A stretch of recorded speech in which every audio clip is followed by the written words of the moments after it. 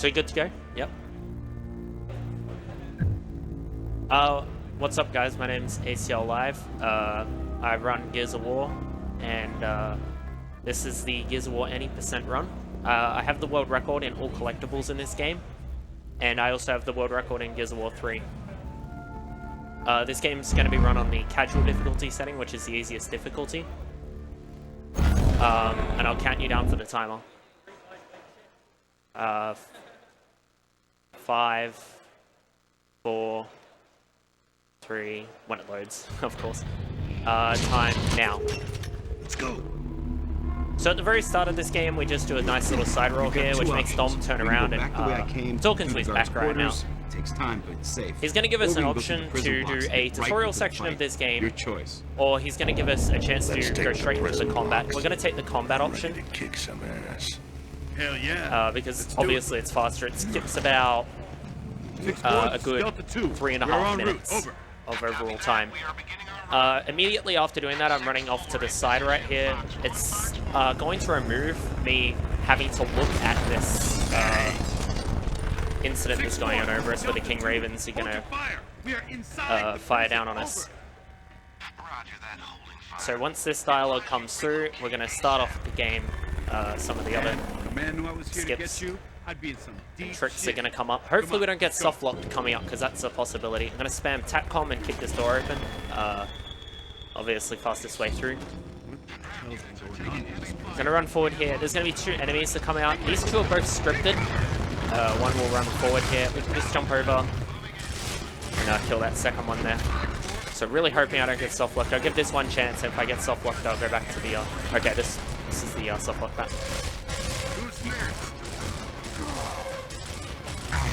I'll play that a little bit safe. So yeah, if you throw a grenade there and accidentally kill all 3 enemies at the same time, the game just soft locks. Dom here won't move, he's our ally. He just won't move into this section here, and this block over here that fell won't fall, and this door here won't open for us. They're cutting through the door. Take cover.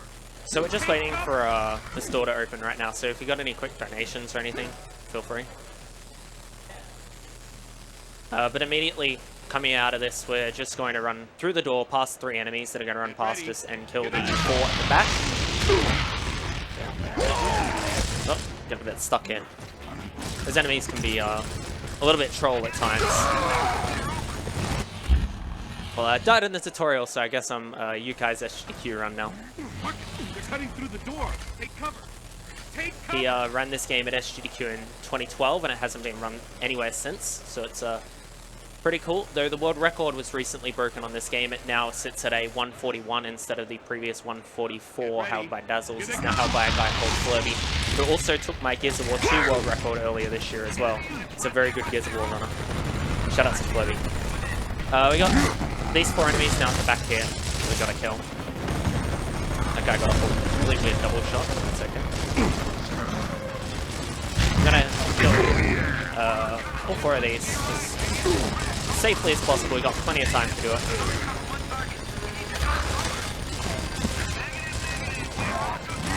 Enemy damage in this game, interestingly enough, is permanent. If you damage an enemy and you stop damaging them, the damage will just stay on them, which is really, really useful. Obligatory with every run. I suppose I should mention a little bit into the reload mechanic. This game has a reload mechanic hitched into it, where you can do a perfect reload, a good reload, or a bad reload, given it. So if you look up on the top right of my screen right now, I've got that reload mechanic up the top. That was a perfect reload, what I did there, if I hit that line. If I hit the other part of that there, that's a good reload. Still faster, and if I hit anywhere else, I get a bad reload. So that's the tutorial done of the game. We're going to start off, and there's going to be a little bit of a trick coming up that saves about 20 seconds in a short while.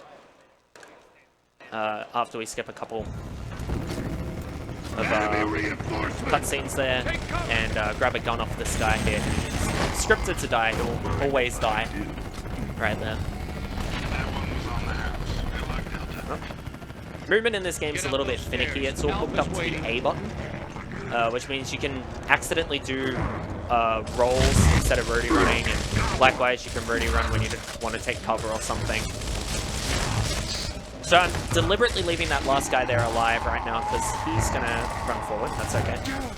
Hopefully the AIs can finish him off here. Hopefully. Run backwards. There we go. So, AIs in this game, as you can tell, not the best. Not the best program, not the best code, and you'll see a lot more of that as the game goes on. So, starting off here, in this section, we are going to run directly over here. Ignore the emergence hole coming up because we save time skipping that cutscene, which means none of those locusts there spawn. This is an interesting pattern. One of these guys is missing. He came in a little bit late there. Guts back his bags.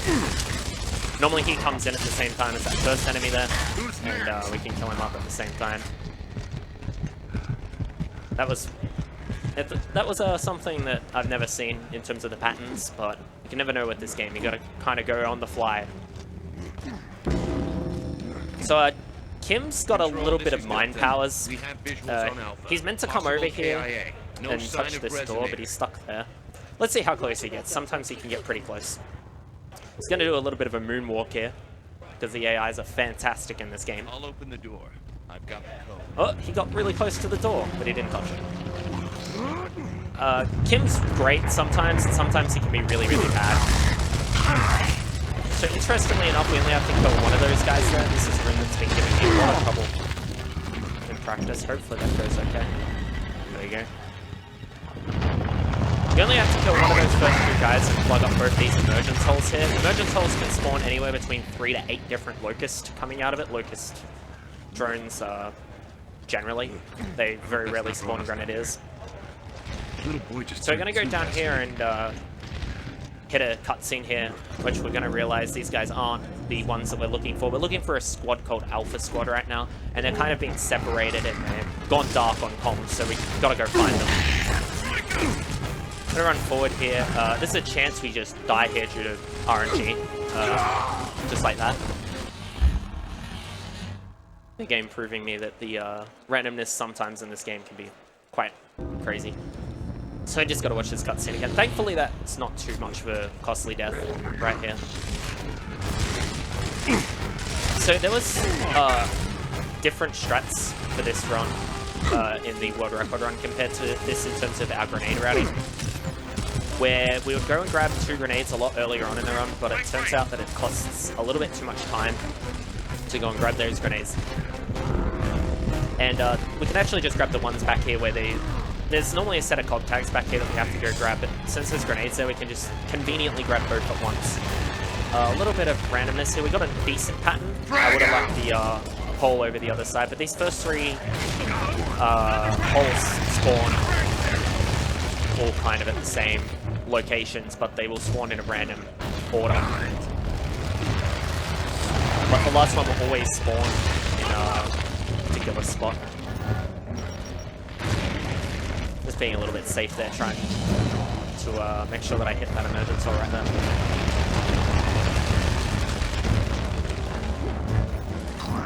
That's not bad. There's an invisible wall right there for a few seconds, which means you can't actually run through there so early. Looks like we need to split. We get another split option here. Every split option is always left for the speedrun, just because we avoid one or another different things, which is generally a enemy type or some kind of combat. In this case, that's quite a risky strat. I'll give that one more shot and then I'll take it the easy, safe way. Hopefully this goes alright. Looks like we need to split up. Phoenix, so we'll go the left option again because we avoid that troika. Yes, sir. You can kind of skip this cutscene here a little bit earlier. That does extend on for about 2 or 3 more seconds after that.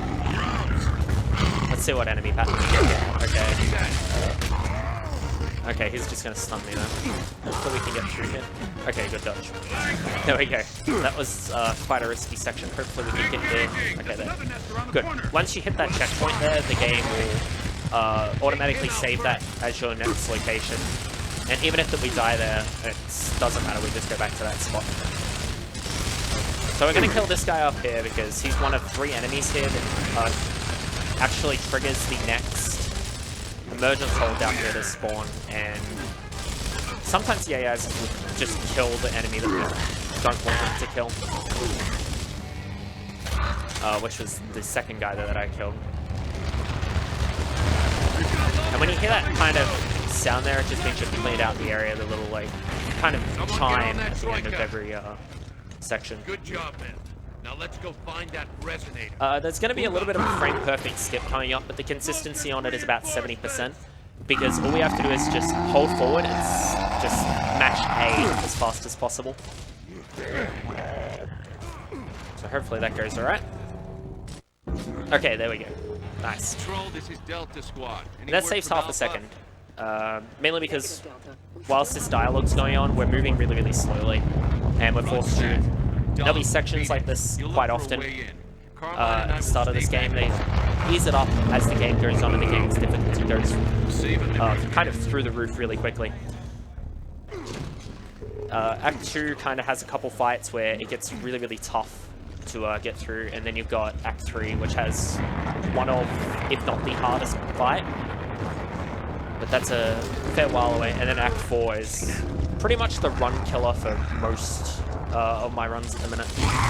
So hopefully that goes okay. This fight's set in order and enemies that we kill. So we kill 2 enemies that come out of here. There's going to be an enemy that spawns in behind us who's got a shotgun. We'll be using that weapon a lot later on, but at the minute we're not going to bother to grab that one. It's a little bit out of our way and we don't need it directly right now.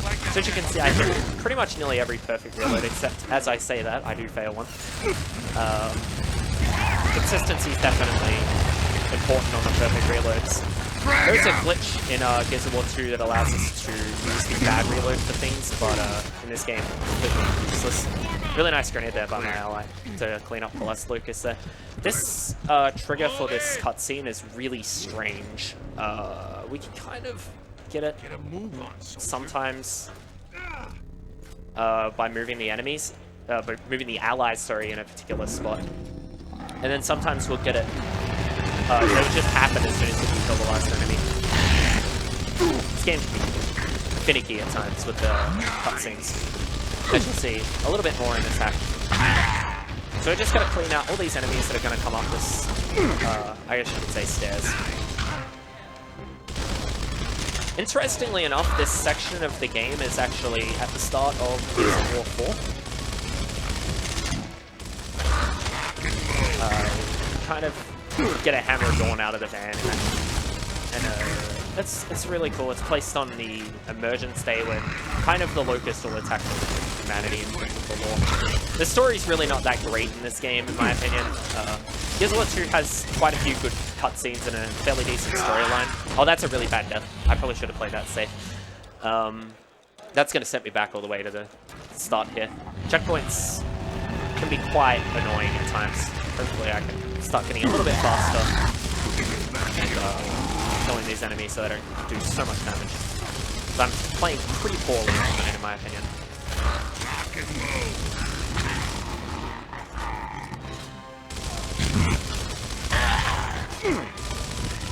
But yeah, this is kind of the game's difficulty getting a little bit harder as it goes on. You get more enemy types introduced. You'll see Theron guards and things like boomers a little bit later on, which really can cause us quite a lot of havoc. They have high HP and they're different weapons that are very deadly, and one of them, the boomer in particular, can straight up one-hit you, which is very terrifying. Hopefully we can kill these guys as well. There's a new strat coming up for the next section that I found while practicing. Hopefully we can get to that point. Also, when our allies go down but not out like that, they'll just always revive when we kill off the last enemy. So we don't have to help them, even though sometimes they might say thanks for the help and that. We really don't help them. We'll just leave them for dead. Carmine, man. Just waiting for a little bit of dialogue here, so if you got any donations or anything, That would be a good time. I've got the code. We're about to run into probably everybody's favorite character in Gears of War. The Coltrane. just found out. Move. Oh yeah, I got enough. Somebody's having a good time up there. And he gets a bit of focus in Gears of War 3. In this game, he's a bit of comic relief. His dialogue kind of speaks for himself if you get a good sound on it. That's the new strat that I was talking about right there. If you kill that enemy, sometimes Core will revive, which is useful because he can kill this enemy down here, which can save us a bit of time. So hopefully he does that. This we found completely on accident. There we go. Didn't really go too ham on him, but that's alright. That's normally what happens there. So this is the start of Hammer, and Hammer actually has one of the two biggest skips in the speedrun. It has one there you... That's right. Everybody wants to see the train, baby. So just a little bit of AI manipulation right here. Where we're making Kim, because he needs to press the door, get to the door as fast as possible. $20. But yeah, it has one of the biggest skips. It's about a minute and a half of time save in total. There's not too many in this game, and it's kind of a blink and you miss it kind of skip, this one, so... It's in a little bit, say about 3 minutes. Hold here. Jack, decloak. But in the meantime, we're going to get a little bit of a new enemy introduced. This one's completely irrelevant. If anybody's played this game, they know just how pointless this enemy class is in the game. They're basically cannon fodder if you've played Halo. They're kind of your grunts of Halo. They're called wretches. Shout out to the game devs for chucking a wretch directly underneath that wretch right there. I'm sure they probably have a bit of jokes about that when they were making this game. But they didn't do a very good job up ahead with some animations.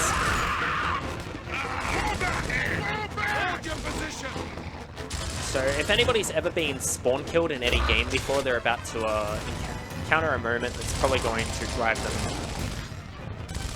crazy in this game. These enemies, they never really get a chance to spawn.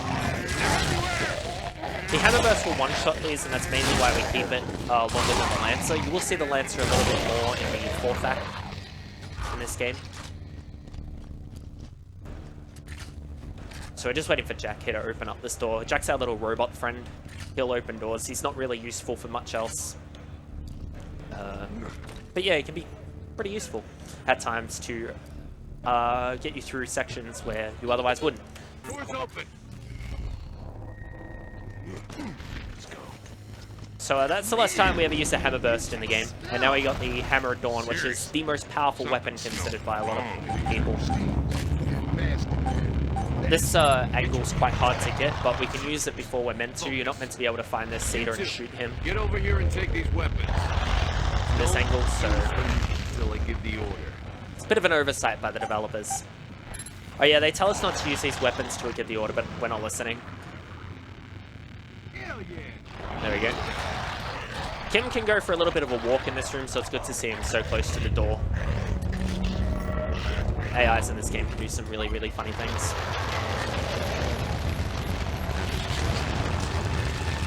Hopefully we can hit this grenade.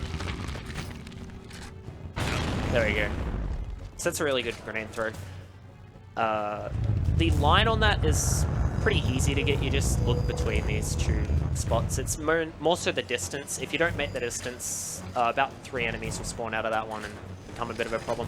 Once again, talking about the oversights of the developers, they forgot to animate this wheel and Kim's face, and he just does some weird things. We'll just keep going there. That's the only time a wheel's never animated in this game. I don't know exactly why, but I believe they fixed that in Ultimate Edition. No, I could be wrong. I've only played through that game once. You would have to ask Flurby. That one is the world record holder in pretty much every Gears of War game category, but Gears of War 4 and 3. Piece of shit. Yeah! Whoa, that's quite loud. The audio in this game can get pretty loud. That was really good there, that Kim warped Your AIs in this game do like to do that sometimes, and then other times they just won't. Hopefully we can get another one up ahead. So this is the skip that I was talking about, a bit of blinking and miss it.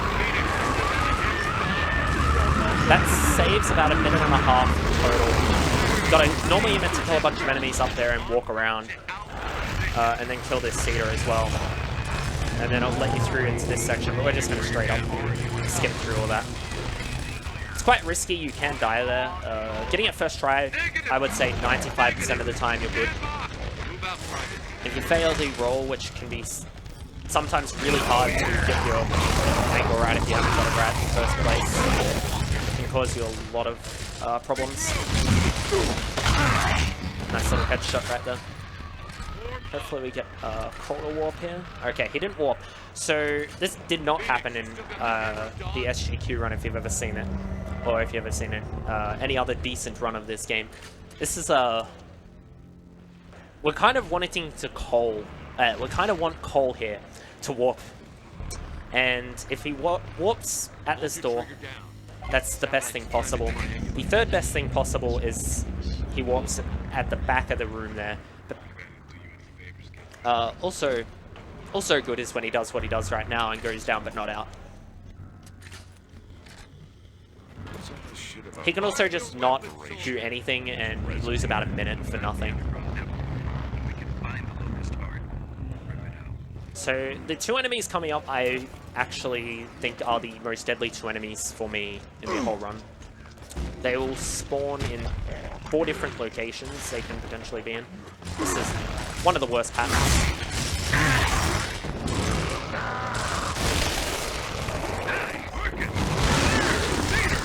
So that was the Nemesis we just shot. Those Cedar Jump Heroes shooting out at us.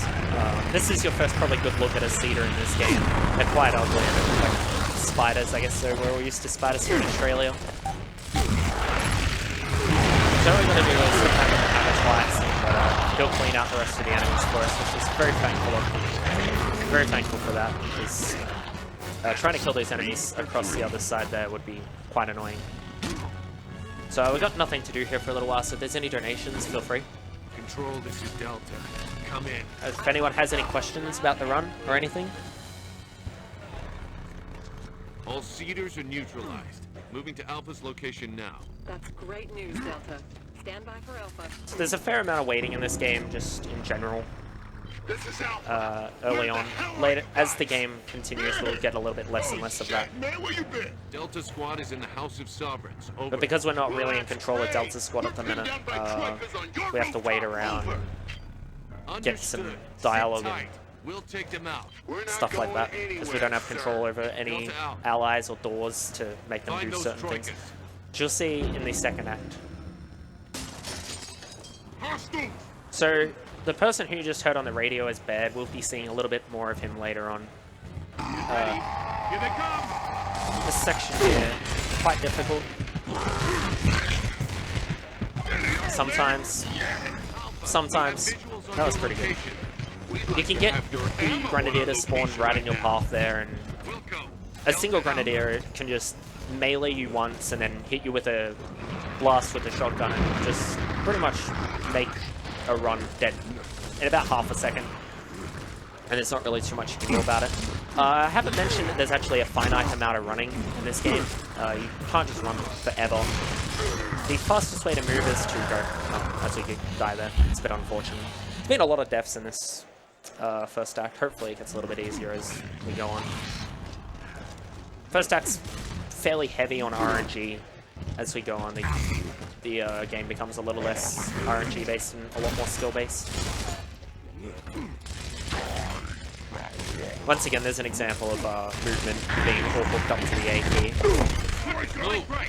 There's a skip to get around this Troika over here, which is the machine gun that's hailing bullets just off to the side there. But it's incredibly inconsistent in the original.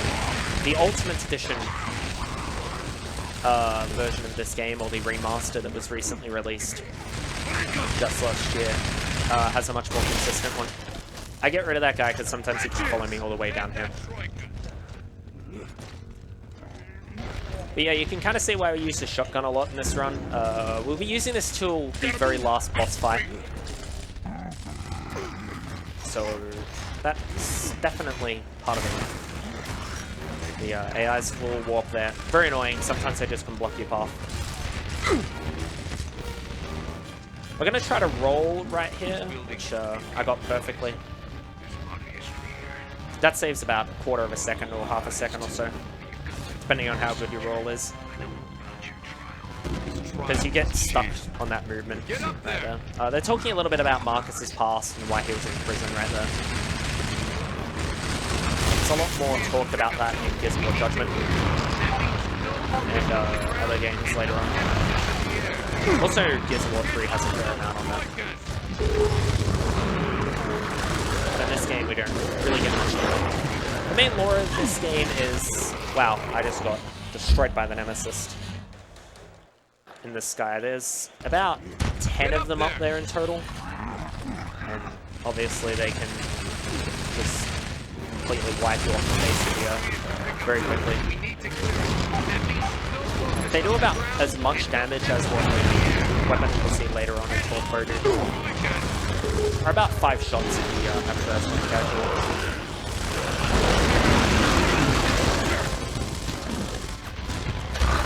Just gonna get rid of those nemesis you can see before they definitely can kill you very, very quickly.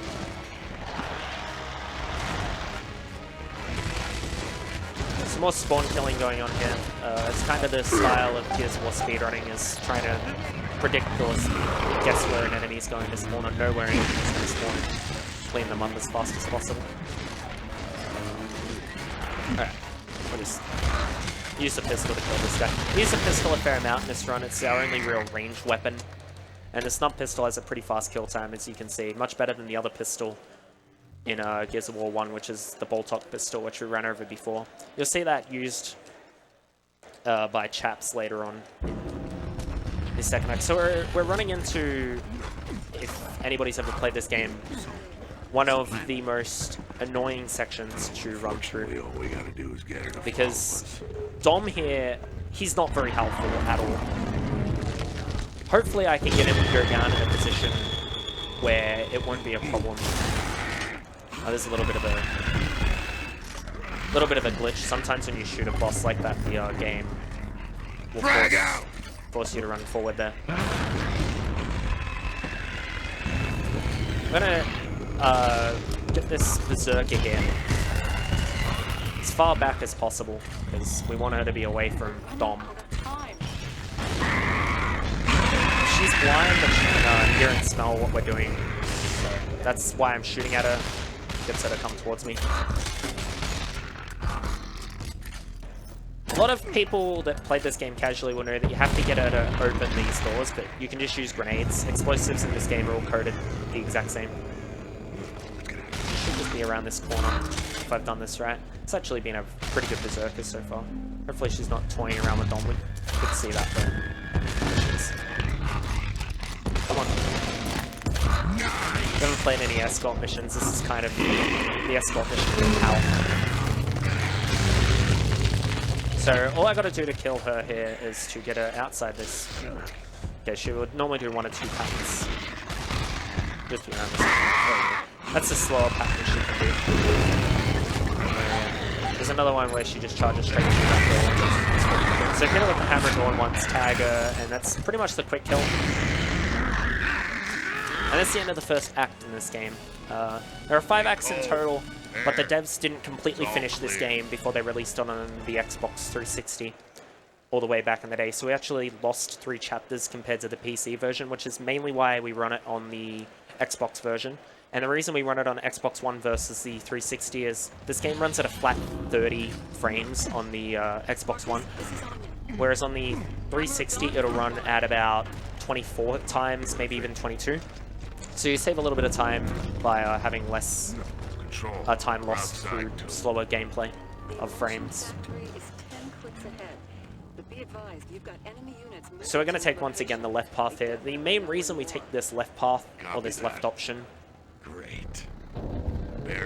is because we get a weapon up ahead that we're about to get.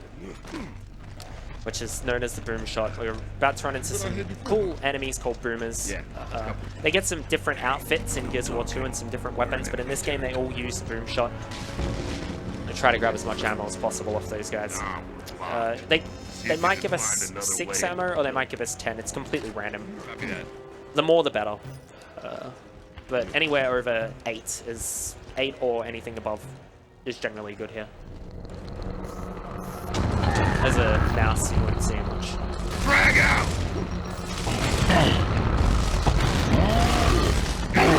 So they're dead. The grenades do quite a large amount of damage to them. That's not good. Almost as big as you. Okay, 7's okay. I just need to not miss too many shots. So that's the port stuff in the start of the game that you didn't see because we skipped it in the cutscene. Save us for later. We actually can't lose time here, which is great. Bullshit. Gotta wait for a little bit of dialogue here. I think you're bad shit crazy. That's what I think. Oh, ain't that cute? Like two assholes on the first date.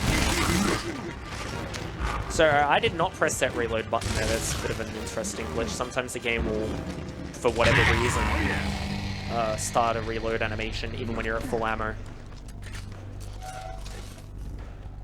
When you press buttons like that, you can switch weapons at the same time. You can save a little bit of time, not a lot. It's half second time saves that really matter in this game. We're gonna have 2 enemies come out here. They got lancers, very terrifying lancer enemies. Gears of War 3, they're pretty much the only thing that will kill your run. But in this game, their chainsaw takes a little bit longer to rev up, but they're still just as terrifying. They will one-shot you. I didn't think that guy would go down there, but I guess I underestimated the power of the shotgun. That enemy will always just sit there. I don't know why. He just does. Regroup. Copy that. We're just waiting for a little bit of dialogue here. They're going to talk a little bit into Dom's story in Gears of War 2 that's later mentioned, but they don't ever really touch on it other than right here. Junker who runs. What? You know one of these stranded guys? Yeah, there's a camp up ahead. So the stranded that they're talking about right now I don't hang out, dickwad. are just kind of people that have been displaced during the war, in the war. I'm sure there's nice. There's some free grenades there. Takes a little bit while for this door to open. So you're just gonna wait here for a couple seconds. Eventually, it'll let us open it. There we go. Now, the fight for this is somewhat difficult. It's one of the more harder sections of the game. I'm just gonna try to kill that boomer off to the far side right there. Their weapons will indeed one-shot us. We haven't been hit by one, but you'll see just the amount of damage that they can deal to us. A couple snipers over there, so hopefully they don't hit me. It's safe strats here to use a pistol. You can also just run and gun with a shotgun, which is what a lot of the other runners do. I always use a pistol for this particular fight. I've had a lot of trouble when I've tried to use the shotgun for it. So that guy there is kind of irrelevant. You can shoot at him and try to kill him, but he'll always try to run past you. So coming up ahead, there's going to be some interesting dialogue and also one of the hardest sections casually. But as a speedrun, you'll realize this game's kind of giving us a free option now that we got the boom shot to deal with this. A lot of people casually would just grab the sniper and try to get headshots and screw around. I know I definitely did when I first played this game. But now that I've learnt the speedrun, I realize just how good the boom shot is for this particular section. You'll see us use this weapon a lot. Very effective at dealing with the big boomers who have a lot of HP, and also these emergent pulse. It is one thing with emergent pulse. Very quick, very effective. That section there is hard and casual, I absolutely assure you. I died probably a good 20 times there my first time playing through the game. But now it's pretty much just a 1-2, just go through. Running to the left there underneath the troika and then running back over. Sorry, running to the right and then running back over to the left. Same old shit. Franklin here? So we're about to meet Franklin here, who's gonna take Cole and Baird away from us because he wants extra guns for the oncoming Locust attack that he knows it's about to happen on his stranded camp. But we also need a vehicle, so we're going to split into two. We do this a fair amount in this game, where you'll only have Dom as your ally, which doesn't change a whole lot in the grand scheme of things, but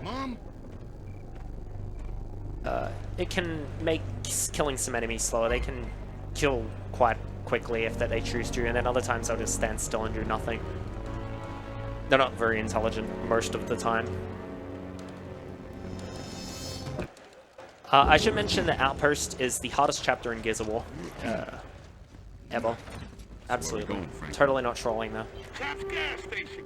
Outpost is pretty much requires perfect movement to get through. Shit, you got that right. You need to hit our checkpoints for some ammo. The first one's by the river. So if It's about I get my ass over there pronto. You dig? It's about a minute here, just waiting for dialogue on that.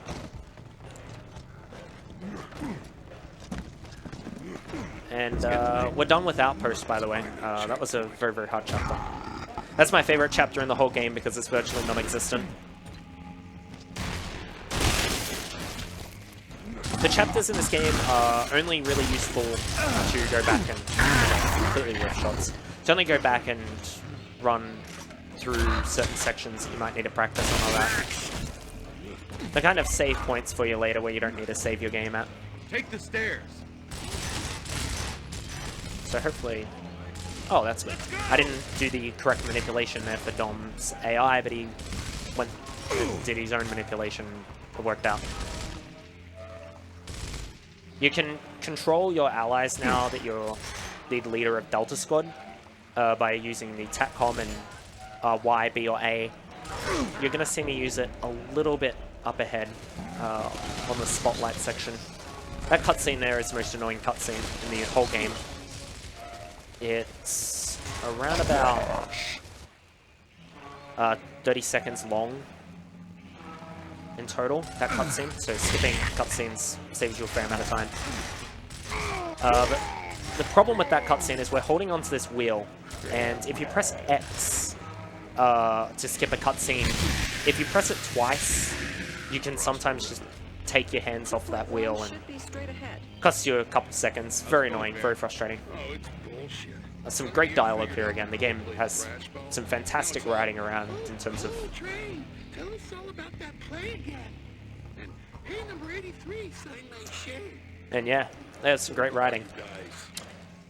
We're working on it. Sit tight.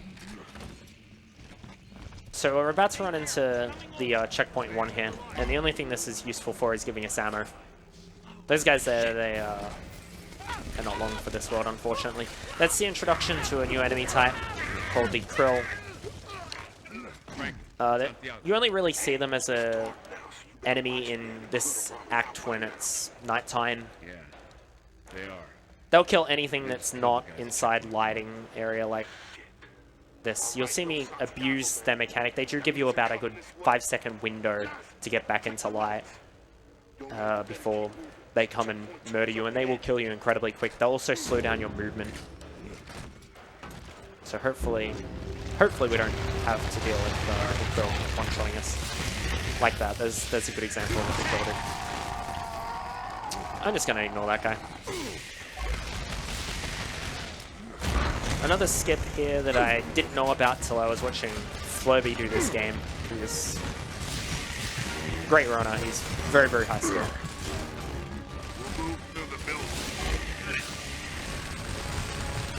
Coming up right here, just after this.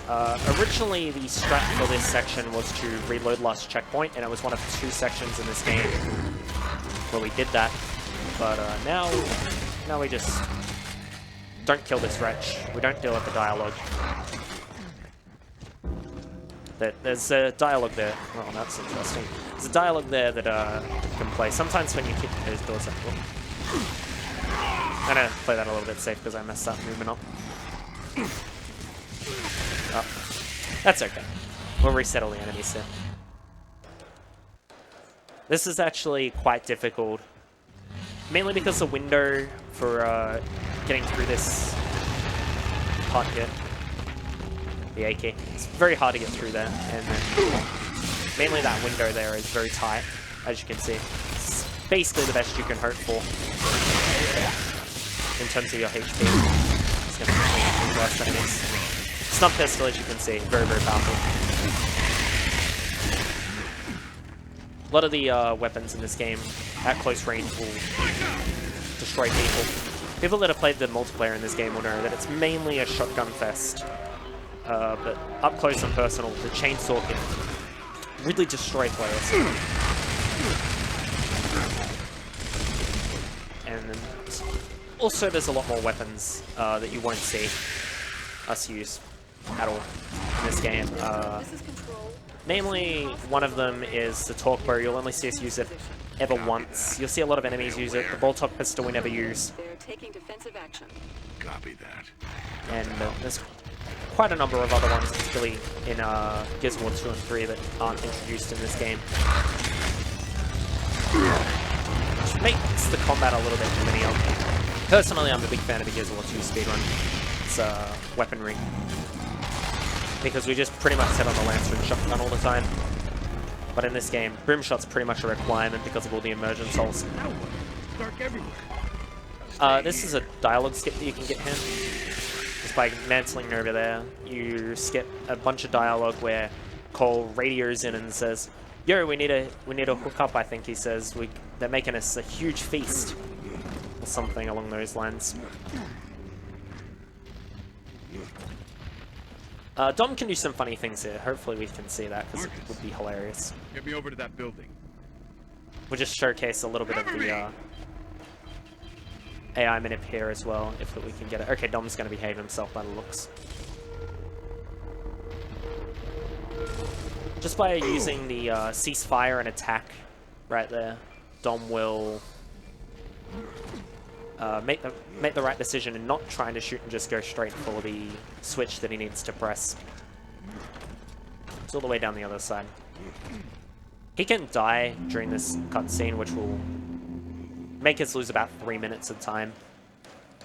But it doesn't look like he's going to do that this run.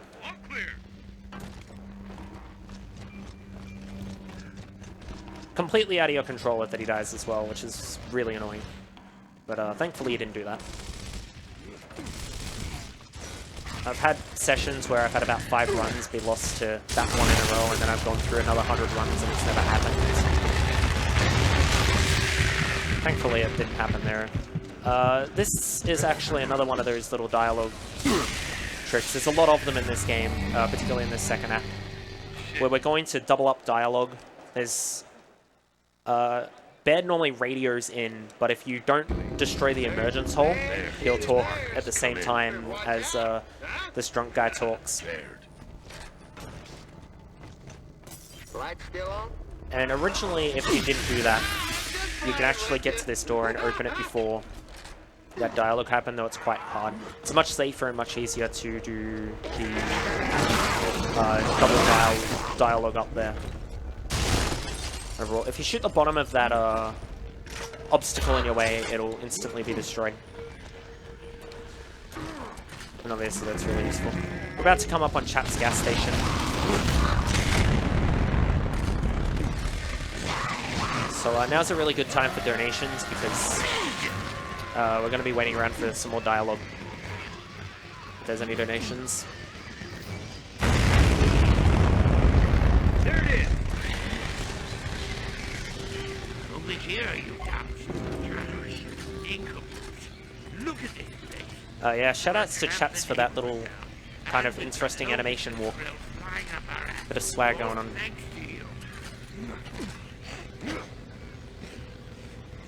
Where's a junker? So I'm trying to listen for a particular line that Chaps is about to say. And he says, "I figure that's your job.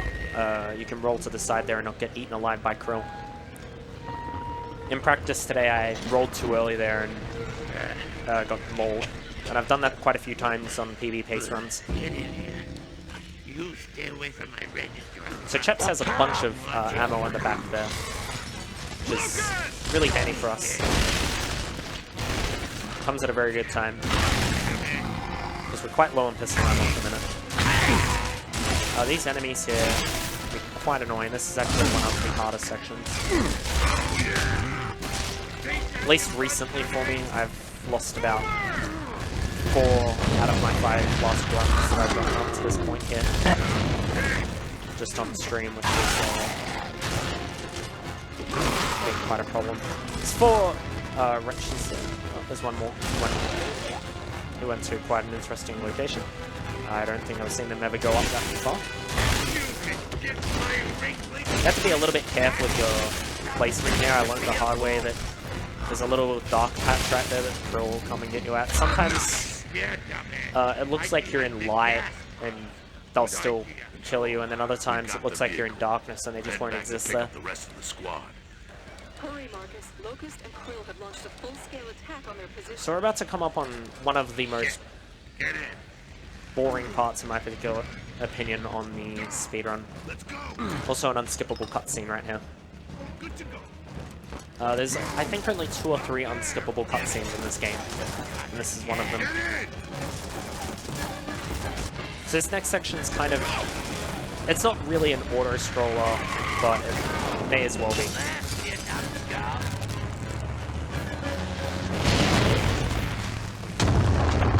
That guy gets absolutely roadkill. It's gonna be Krill.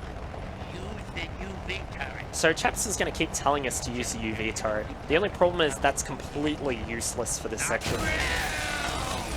We don't need the UV turret at all to deal with the Krill. Hopeful. If you hit some obstacles, they'll just fly you back and you'll take damage where you don't want to take damage. But all the Krill basically group up behind us here. And they're not really much of a threat. There's only a couple of areas where we can take actual damage from the Krill. Pretty much this section is you're just driving back to the location where Paul and Bear were at the stranded camp. And there's not really much else. There's one section they're coming up here where if you take the wrong side, if you don't go left, if you go right, you'll actually take damage off the Krill, and you don't want to take too much damage because they can very easily destroy this vehicle.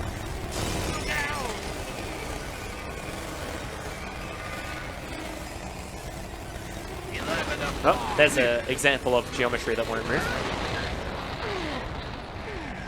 I'm probably going to take a whole bunch of damage now. That's not good.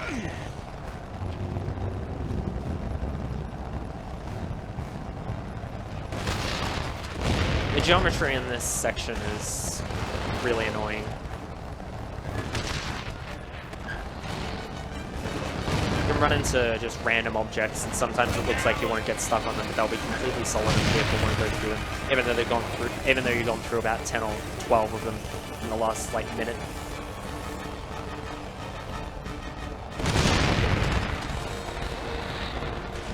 This section's almost over, thankfully.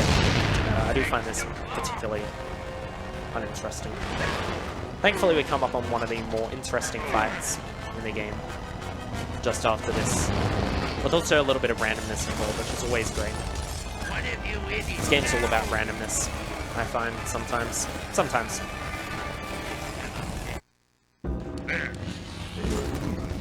So that cutscene there is actually almost instantly skippable. So, a nice change. I have to kill off the locust here. As shaking there's just the emergence hold. We're quite low on the boom shot ammo. And after you do that, there will be 4 particular sets, much like the emergence holes at the start of the first act. Whoa. There's an example of me getting absolutely destroyed by RNG. There's all these random bullets that are flying all over the place that seem aimless. They can hit you. And that's the result of what happens when they do.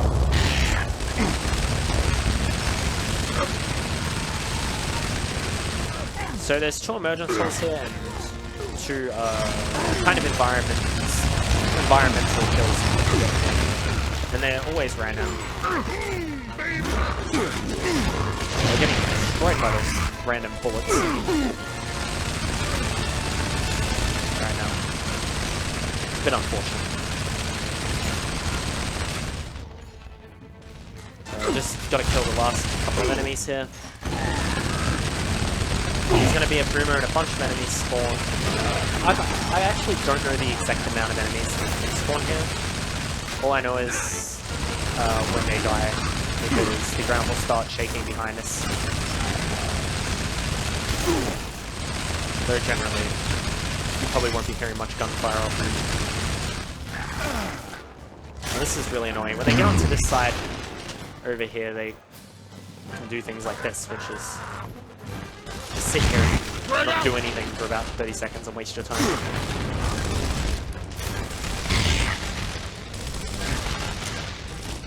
Much like that guy just did. So once we kill all these enemies down here, there's going to be an emergent soul spawn behind us, and originally a lot of the runners couldn't figure out how to deal with this. They would have a lot of trouble using the shotgun, so they would use the sniper to kill these enemies. They didn't have a boom shot available. But now we can use the boom shot because they didn't realize this one's actually also an environmental kill.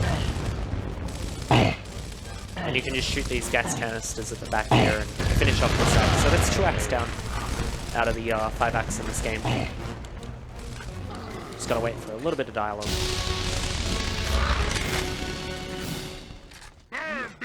Almost had us that time. Apparently we're full on ammo. That's good. So the 3rd act actually has the biggest skip in the entire franchise of Gears of War, even though Gears of War 2 I think has about 8 skips at the minute. And a lot of dialogue ones as well. This one still easily beats it. It's a massive skip. It's coming up in about 10 minutes or so, hopefully. But first of all, we're going to have to deal with a new type of enemy.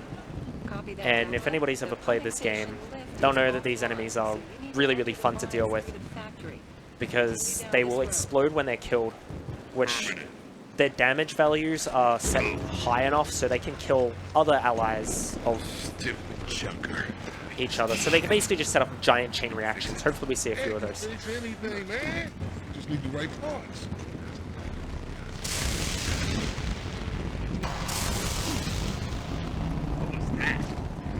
Control, we got what looks like glowing wretches out here. Copy that. We've had reports of light eruption before, possibly due to the rush and Lawson exposure. Be advised, they are extremely volatile. There's a little bit more dialogue that actually ends up getting quite humorous there, but we're too fast and it just doesn't play. I think it goes along the lines of, what does glow in the dark mean? And then they go, oh, it means they...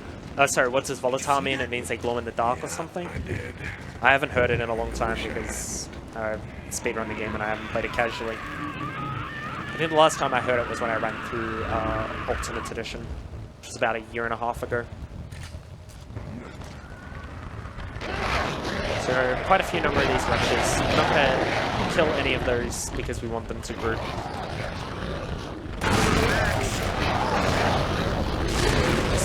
This is really good. Okay, I only got 2 there. I didn't set off a really good chain reaction. These enemies can get in our way up ahead, so it's better to get them there where they're all grouped. There's one right behind me, which is a little bit scary.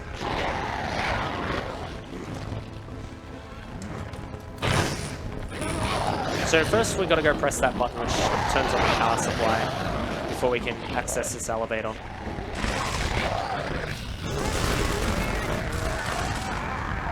Okay. So there's a wretch in that pipe there. There's a wretch that comes in there, and wretches as they fall can sometimes stop midair and screech, and their screeches will do that, which will stop you for a few seconds. I mean, it's bad Really enough annoying. fighting these things outside in broad daylight, but underground, in the dark. Yeah, could be bad. But hey, don't tell Bear that. He's scared shitless as it is. So we're now inside this building here, and this is the top of the control room, and we're going to work our way down to the bottom. We've been here for at least 2 minutes. Well, good for you, smartass. So I've got a bit of dialogue right now, Location. so if anyone has any questions or anything, It's a dump. feel free. Control. Or if we got This any is Delta. donations. We're in. Copy that. Keep moving through the factory till you find the cart control room. I'll use the carts to get you to the mine. Delta, let's not waste any time meeting up. Let's just find that control room. Watch out for the boogeyman. Just see if you can get the lights back on. Delta 1 out.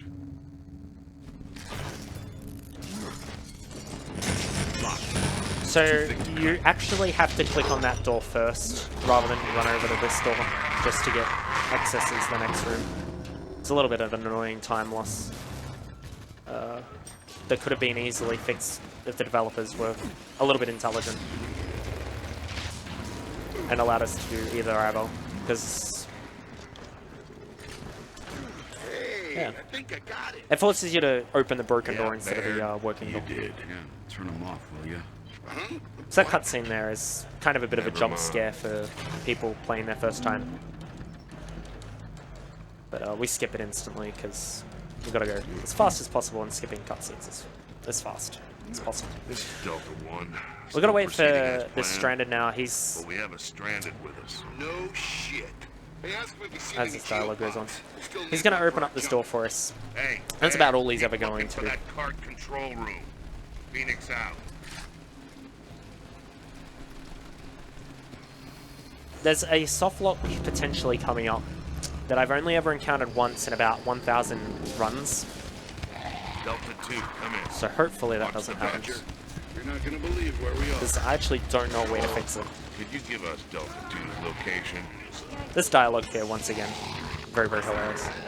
The sewer system? There's shit everywhere. Come on, man. A little bit of this, good for you. Builds your immune system. Yeah, it also builds disease. Delta 2 out. No way. Sucks to be them. So this door's going to open up for us now, eventually, after some of boys. that. I can smell you two a mile Because, away. you know, when you're waiting at a Screw door, you, man. what more Get do down here and see how you much need to you do like. except for talk to your buddies? One more, it's a fucking party down here. No thanks. Keep moving. We'll see you at the carts. So a relatively good time for this run would be about hitting the carts at about 1 hour into the run, in terms of doing a no reset. For the world record, the actual time I think that the world record run gets down here on is about 52 minutes. 52 minutes. Will you? You relax. You hear us all Flurby is an incredibly good runner and has well and truly destroyed nearly every act in this game except for this act. Funny enough, because I'm pretty sure in his run he failed doing the trick later on.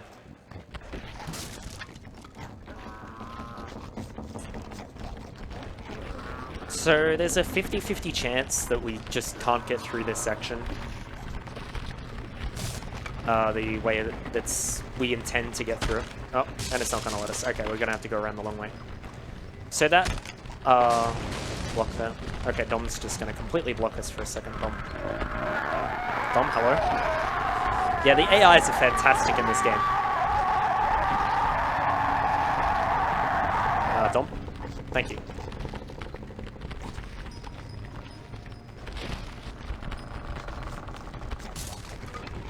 So there's 3 direct paths through this way, but I know all 3 of them off by heart. It's kind of annoying when this happens because you can lose 30 seconds just once again due to straight RNG. So I really wish those wretches would stop screeching in the background. If you fall down there, you're going to have to go all the way back to the start, which is a lot of time loss. It wasn't until Flurby mentioned to me that you could walk on it and walk back and avoid falling.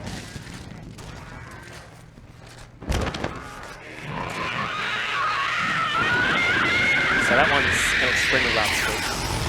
There's a bit of an audio bug in this game where it'll reset it. It'll reset its sound back to default for particular sound effects or voice commands. thankfully doesn't happen in the early Gears of War run. But it mostly happens on the Berserkers or the Wretches. There's still one more. Hanging on the roof there.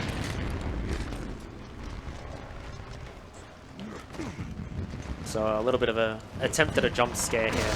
Try to really get into the horror element, I guess, of this game. I promise that's going to be the last one of those. Maybe. So coming up here is a checkpoint that this actually isn't too bad. I thought this would be a lot worse in terms of pace.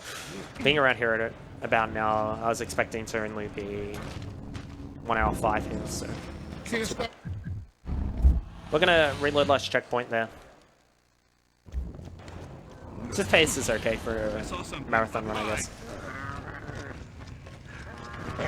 Doing that, what we did there with the load last checkpoint, saves a bunch of time on dialogue and having to open up the... oh, there we go. That guy normally spawns in front of us there, but he can also spawn to the back, but that's not too bad. He can get a lot worse than that. He can go around the other side, make us lose about a good 30 seconds just on his own. So it's pretty easy to notice if they do spawn over there. You just have a quick glance across the dude is still hit them first and then kill the second one. At least one of them will always spawn towards the side of the cart controller, and this boomer thankfully comes at the right moment. We have not been getting good luck on our ammo count at the minute. Having 4 here is not good at all. I would prefer to have about 6 to 8. You cannot grab boomshot ammo from any of the ammo crates. You can only grab them directly from boomshots, which is similar to that of other weapons like torque bows. Grab some ammo. Snipers, on the other hand, though, will give you ammo from them. So this is the only auto-scroller in this entire game. Gears of War 2 and 3 have about 20 between them. So they have a lot of auto-scrollers. This one only has this one, and it's also one of the shortest. We actually don't have to do a whole lot here, so... just... quite easy. I guess I could probably talk about what's coming up in the next section. We're about to enter to where the big skip is. This skip was found by a guy called Brassmaster.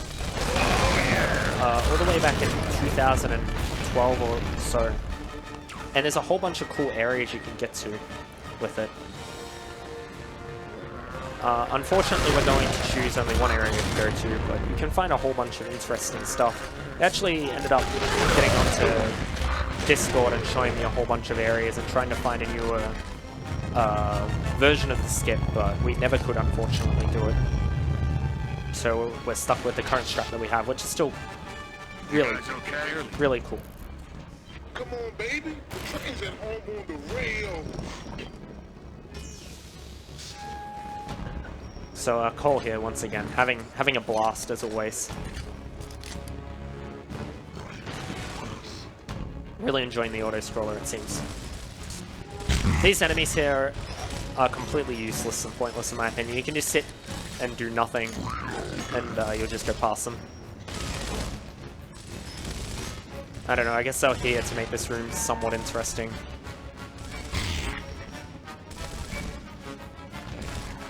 So our main goal here is to go underground to plant what's known as a resonator in terms of going back to the story.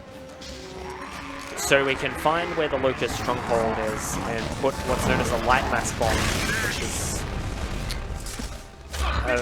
basically a nuke all the way down into the Locust nest. Try to kill out as many as what we can to end the war. As you can tell by the fact that there are multiple games in the series, we completely fail on that task.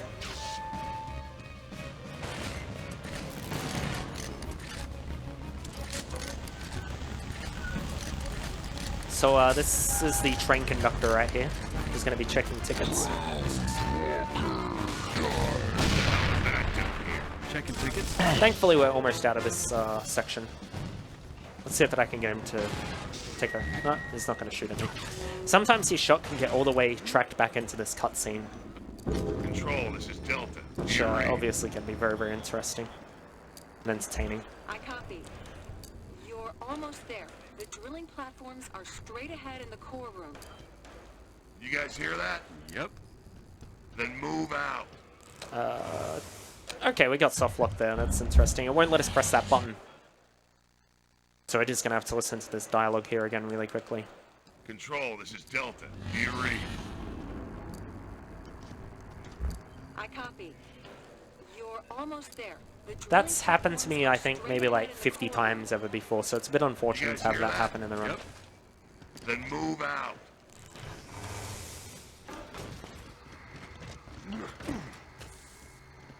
So there's going to be a wretch that spawns here. It can spawn on either our side or our allies' side. It's going to spawn on the other side. I would say that he spawns on your side like only about 55% of the time. So it's better that he looked on the other side, in my personal opinion. But obviously, he can spawn behind you and cost you about 10 seconds or so sometimes. Obviously, the wretches like to get in really weird and funny places and get stuck in some interesting locations. Stand by, Delta. I'm raising the platforms for you. So there's two boomers that are going to be here. Coming out. This is just before a really hard skip in this game. I would say I would hit the skip maybe like 85% of the time, which is not bad. I think I've only failed it once in my last 10 tries or so.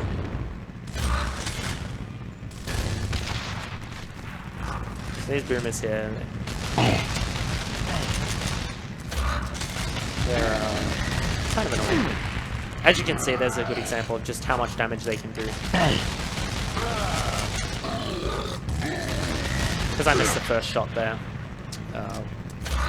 And I only had 4 bullets. It was a bit of a task to kill those guys. So this is another one of the unskippable cutscenes in the game. Copy that. Sending platforms down now. Once you're in the mine, you'll need to find the pumping station and plant that resonator. Get it done before dawn. We don't want to be there when the krill come back. It's go time, baby. So yeah, this is the section of the game which, if people that have played this game before know, it's about 8 minutes long, and it's a lot of fighting and a lot of just enemies to deal with. And there's also a whole split section Stinks down here. all the way down near the bottom. All right, enough. But being Get this the done and get out of here before the krill come back. type of people that we are in speedrunners, we're going to always try to find as many ways to get around that as possible. And this is obviously the way, if we can get it, if it's going to let us. This first roll here is a little bit tricky to get sometimes. There we go. So we're now out of bounds. The ground here will try to despawn on us, so if we look down, hopefully that won't happen. There we go. Around about right there, the ground will just try to make you fall through it. And if you look down at it, the game will be like, oh, the ground should still exist. Sometimes it'll still deload. Now, if we stand in a particular spot here and try to deload the ground, hopefully we'll start falling in a second. This takes a while sometimes.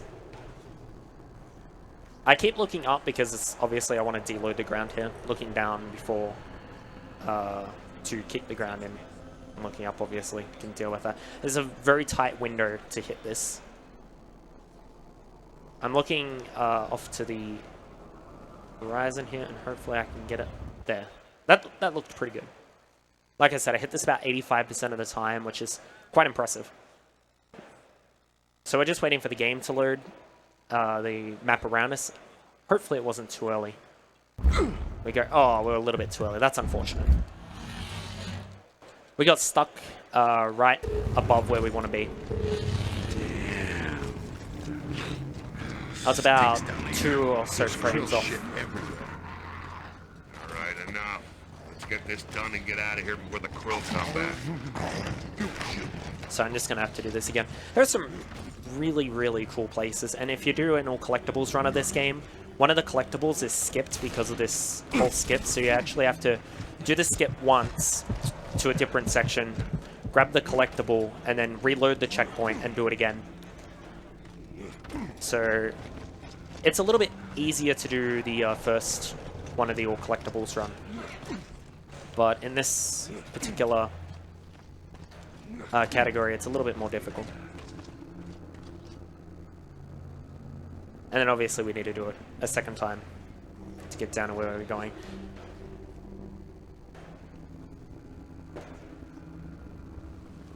Alright, here we go. Oh, yeah, that felt late.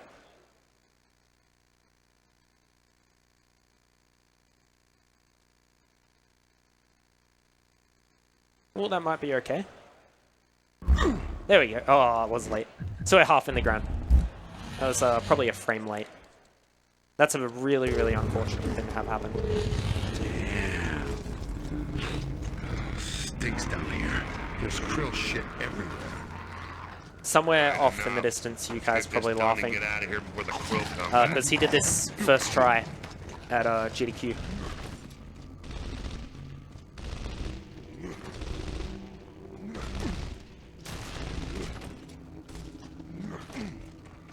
The timing on this is about the same as what you get when you try to do an active reload in this game to hit the perfect reload.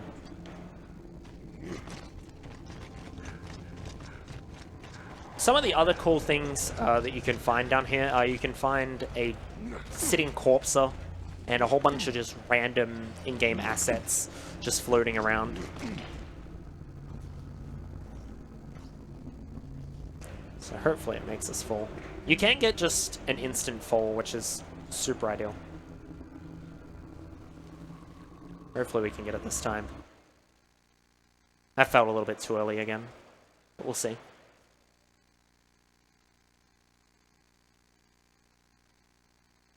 Yeah, that's definitely too early. Ooh, actually we got it. Nice.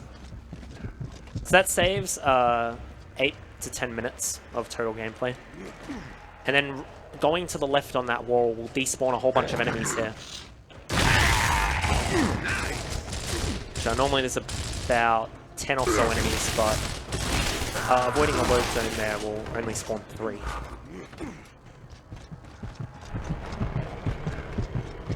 So there's a corpser off to the side, and the AIs are going to act like they're not with us, because they're not meant to be with us here. But, yeah, Ben, you're right behind me. Okay, they'll deload now that we hit this chapter, because the game will realize, oh, they're not meant to be with you here. And this is one of the easiest bosses, I think, in you'll ever see in any video game. There's an example of the boss glitch that I have unfortunately had to deal with since I use the Xbox One. It's not too bad. It very rarely gets you killed. So all you gotta do is shoot him in the chest, shoot him in the mouth 3 times, shoot both those clips and you're done. Very, very simple, very easy boss fight.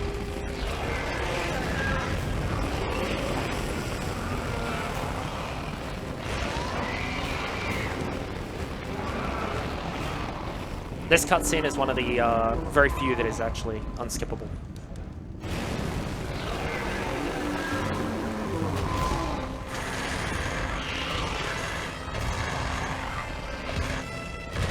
As we watch the corpse fall to his demise.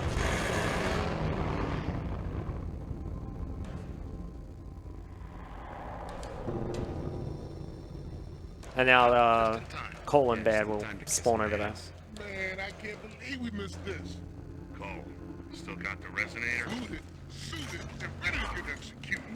Time. So what we're about to do is we're about to set the resonator off to map all the underground network.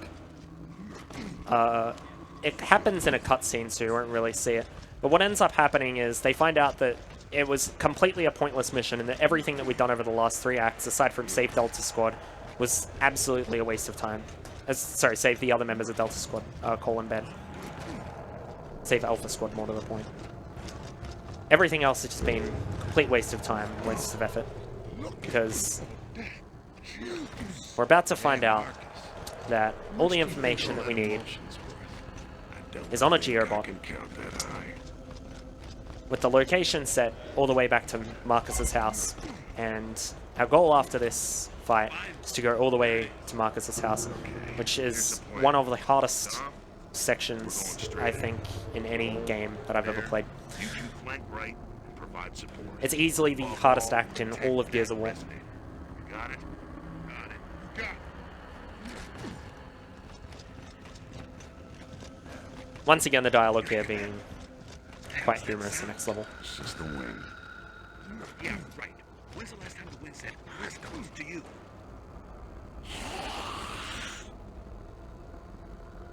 So this is actually the fight that I think is the hardest in the whole game. I tried about 10 times in practice and failed every time, except for the last time that I did it. And then I was like, okay, we're good to go. Sell cookies.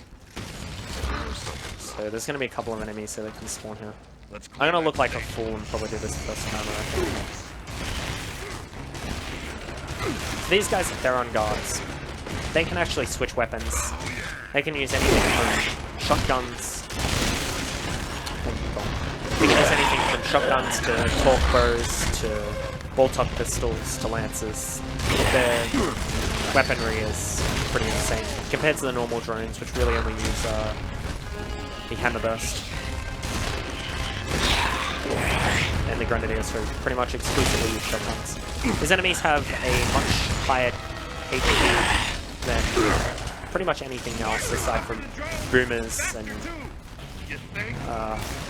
any quote-unquote boss enemy. The bosses in this game are kind of suggested, with one exception. Oh. And dying here, unfortunately, is one of the biggest time losses in the game. There was only about 4 enemies left there. Hey, Marcus. How much do you think all that emotion? But of course, I just love listening to this dialogue like 20 times a day. I can count that high.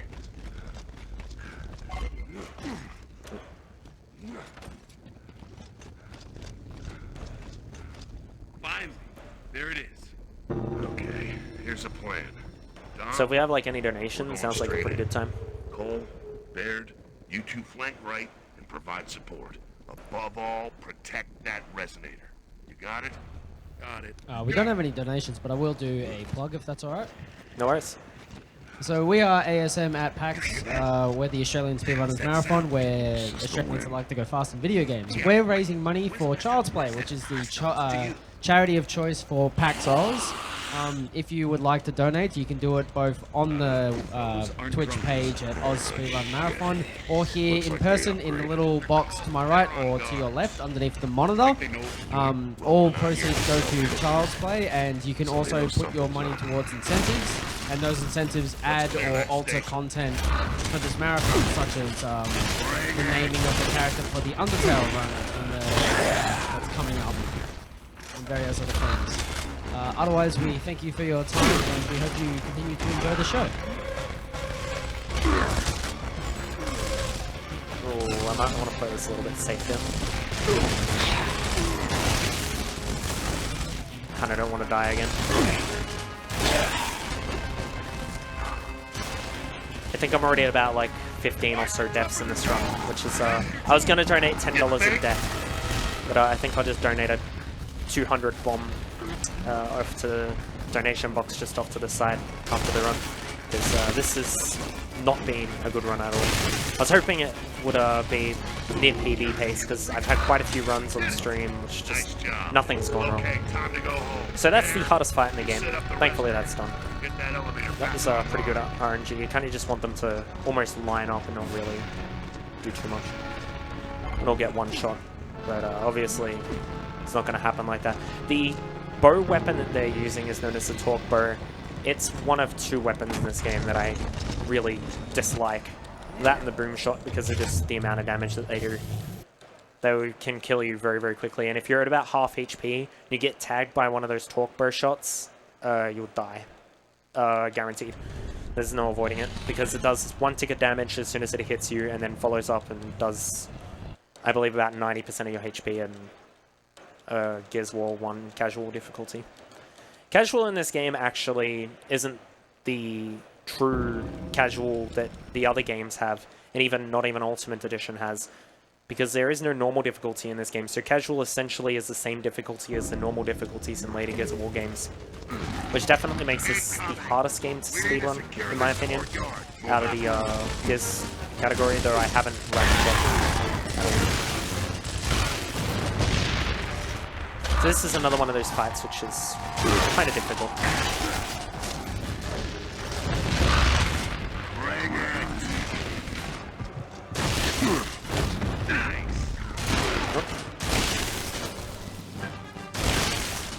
Thankfully for us, running a bit low on ammo at the minute, there's a boom shot just off the back there that we're going to be using.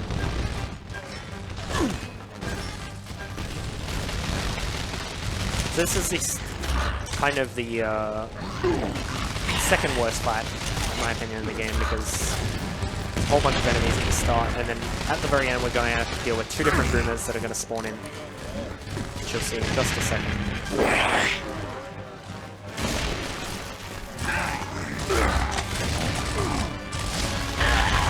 And dying will set you all the way back to the start of the act.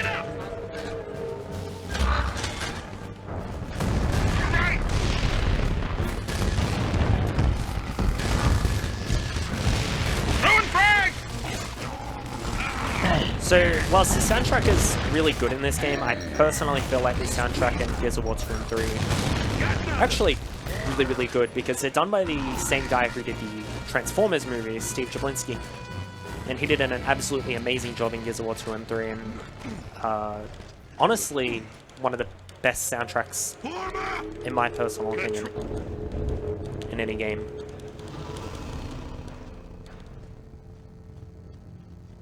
But in Gears of War 1, obviously, they didn't have the money to throw at such composers, so John did the soundtrack in this game, and he did a pretty decent job still. The soundtrack's fairly iconic in Gears of War, in my opinion. So this fight here is one that I've had a fair amount of trouble with in the past. Hopefully we don't have that today.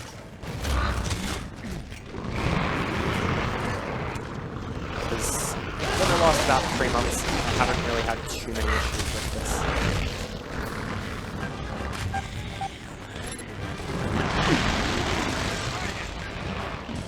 If you are looking to get into any of the Gears of War games, we have an open Discord.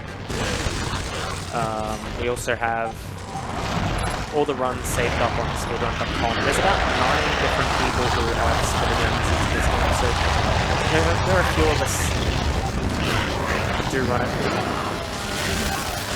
At the minute, I think there's only about 3 or 4 active runners, as quote-unquote. A lot of people have taken a little bit of a break from running this and have gone on to run other games just for a short while.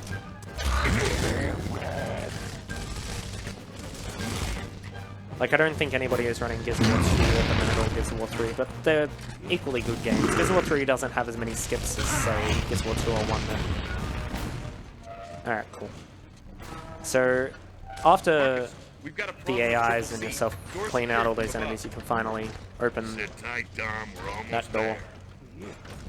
And I'm going to try a strat that I've actually only practiced before in the practice room. Normally I do try to deal with a few enemies in this section, but let's see how this goes. I can't see it. This is about 30 seconds faster than what I had used to do it.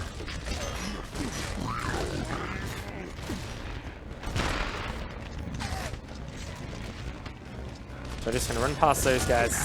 The real problem is actually the wretches behind us here, because they can just group swarm us and kill us instantly. So I'm going to shoot this because we need to have that destroyed later. And the only enemies that actually need to die in this whole section are both these guys. Actually, I have no idea where this last enemy is. It must be spawning in later. There he is. Hello.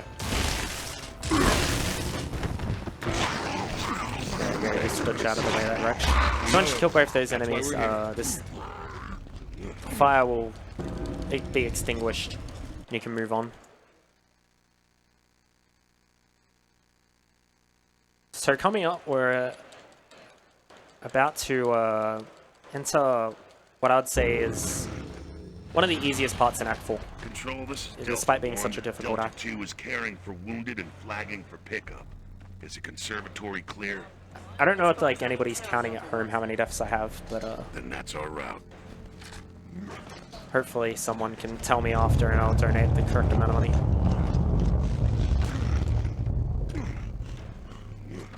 So here we just need to go and kick this door open, which Jack's then gonna open.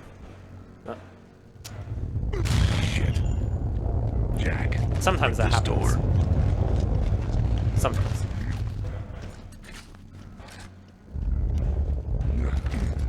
You know what that means?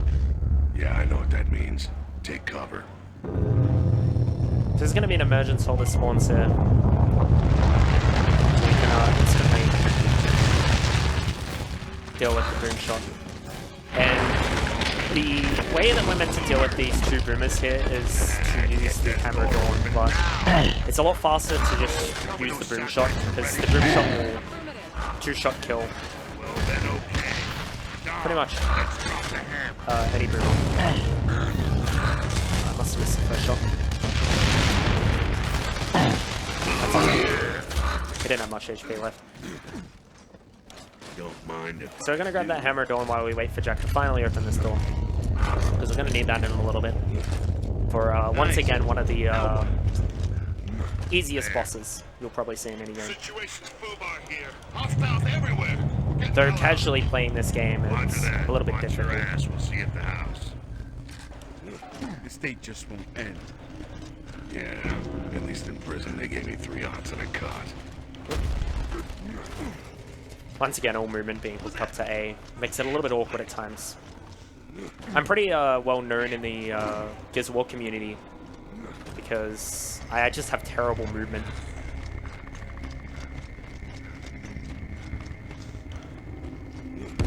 Like, I think nearly every other runner that I've seen is naturally, but, whoa, that's not meant to happen. He's not meant to run that way. Well, she's not meant to run that way. Around her quietly.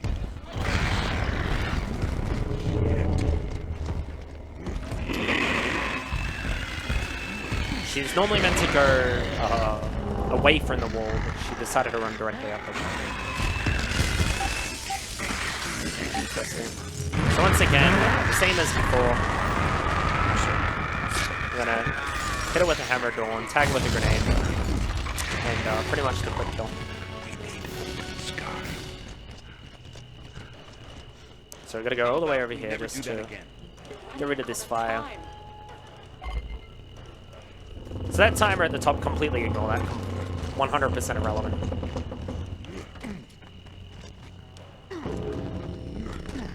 All that timer counts down to is how long of Hammer Dawn you have left. But we won't be using the Hammer Dawn for too much longer. I believe this is the last section in the game where we use this weapon.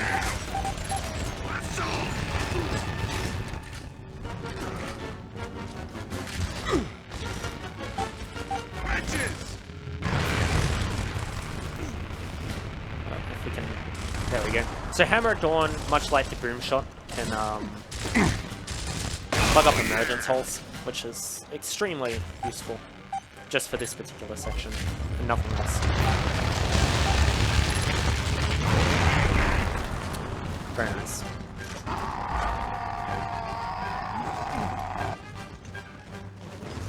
So that is actually, unfortunately, the last time we do use a Hammer Dawn in the speedrun. It's a very, very fun weapon to use. Very powerful. Instead, we're going to bring back the Lancer, which I promised that we would. I should spawn these enemies in first. That's right.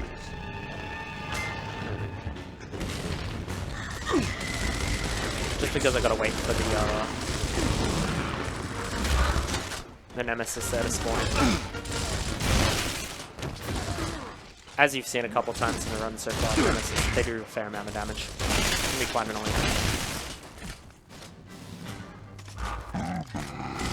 So we're just gonna clean out these 6 enemies. They're all gonna spawn relatively obvious pattern. That guy has a little bit more HP than these other guys. For some reason, these guys have virtually 0 HP. And you can just clean them out like this. Scratch one grub.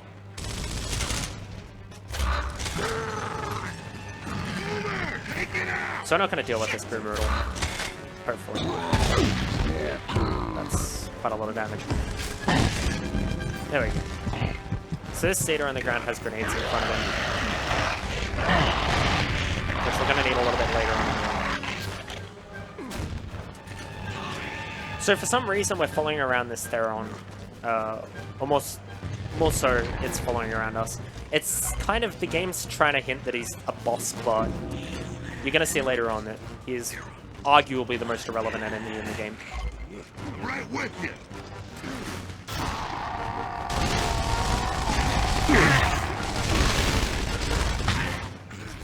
I don't think I've ever seen any speedrunner die, or any casual player ever die for that boss.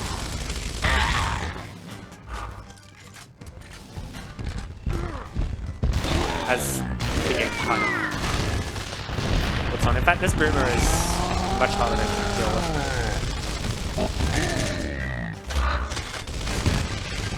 There we go. Good to go. So once again, going in the style of abusing and using the boom shot as much as possible. Rock and low. Now we're just going to run over here. It's the only path. This path actually won't open up until you kill every enemy in that last section. Can't get a target.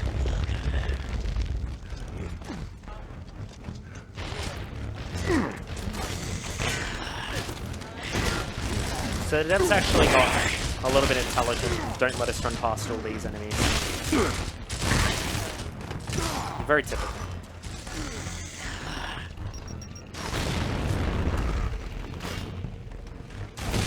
So there's a fair amount of time that you can just lose by dying up ahead.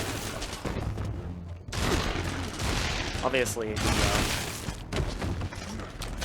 well, that was very, very close. Once again mentioning just how powerful Grenadiers can be. A single enemy can just destroy your whole run when you're playing this game casually. Well, that was very, very close. So now we're going to get that checkpoint. Another one of those moments, which is quite difficult. Act 4 is full of just extremely tough fights with their own guards and Grenadiers.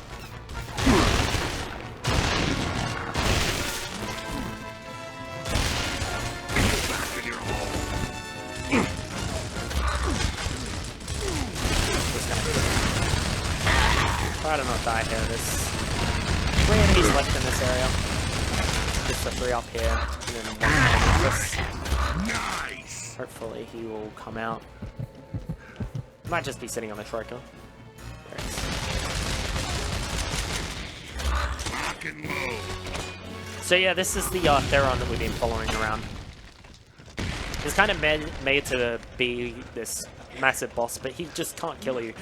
The Torque Bow just doesn't do enough damage single-handedly to kill you. Though, when you have enemies around them, they obviously do enough damage to kill you very, very quickly. Copy that. We'll meet you in the courtyard. This guy going on coming up up there? is my favorite Well, there's enemy a in the bunch game. of assholes with guns up here, and they're trying to kill us. Bear it out.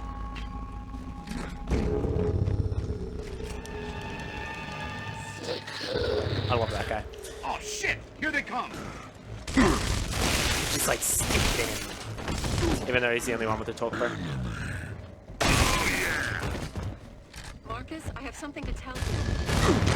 So Anya's going to be Captain Obvious here. And tell us that there are locusts inside of Marcus's house. Who's next? Oh. The ammo is stacked on top of each other. That's alright. So you can just run past this guy again.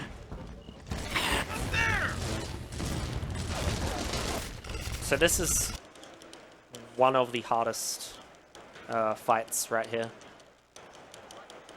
Coming up. It's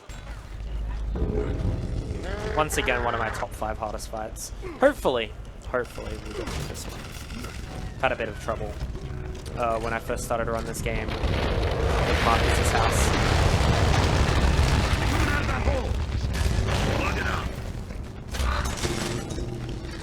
So these enemies up here, if you run right, they'll always spawn left.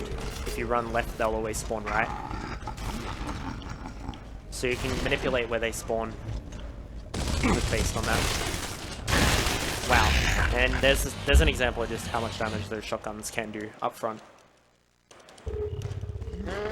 Fortunately, that wasn't too bad. That could have been a lot worse. There's another grenadier way after that, after a bunch of dialogue.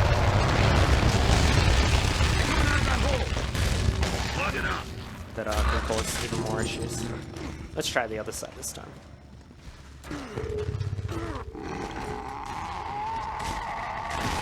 I most of the time try to have those enemies on the other side, but we'll see. Still one more guy here. There he is. For some reason, he was standing still. Upstairs is clear. There, what's the I did not status want on that APC? Status is that it sucks. Clutch plate is cracked. I'm gonna have to take out the flywheel. Hey, Bear, And pull the drive shaft enough. for sure. Just fix it.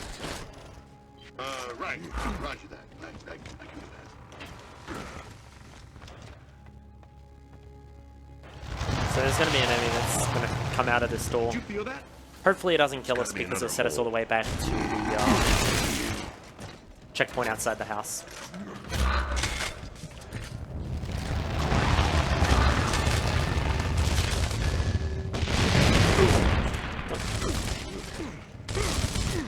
One of the good things about the controls in this game is all your weapon changes are... That's a really time-costly death. You're about to see why.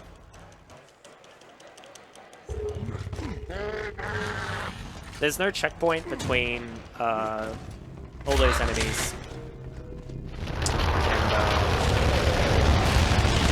going into the cellar, which means you can lose a good upwards of about 4 minutes here.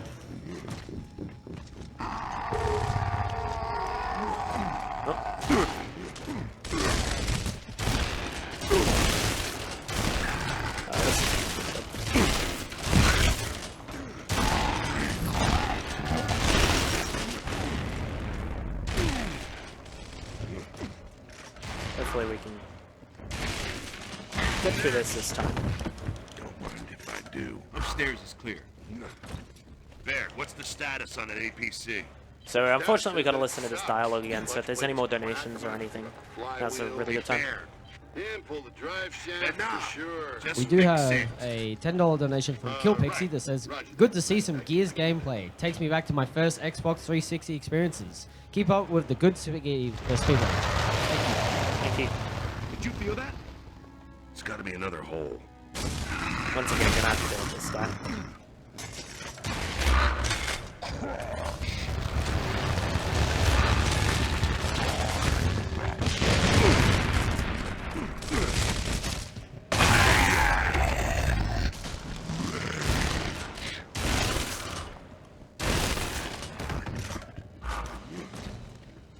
Alright, finally. There's no more enemies between now and the next checkpoint, which is good for us, at least. But yeah, checkpoints in Act 4 I find are some of the worst placed, alongside the one on Act 3, at the very end of the game, very end of the act, sorry.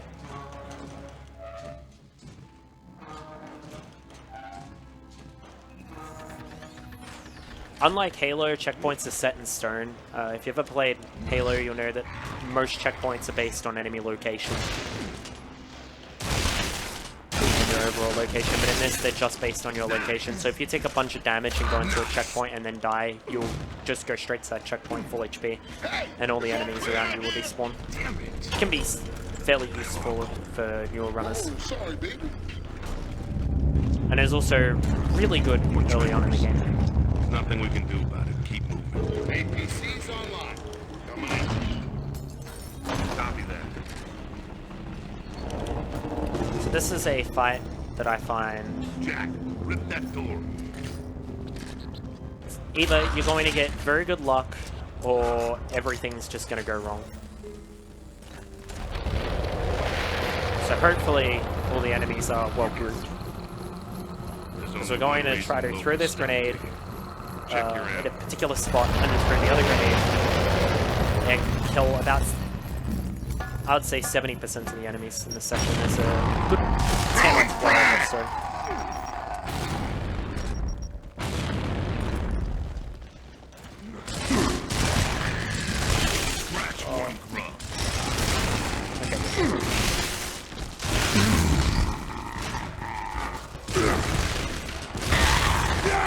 Ah, that's really unfortunate.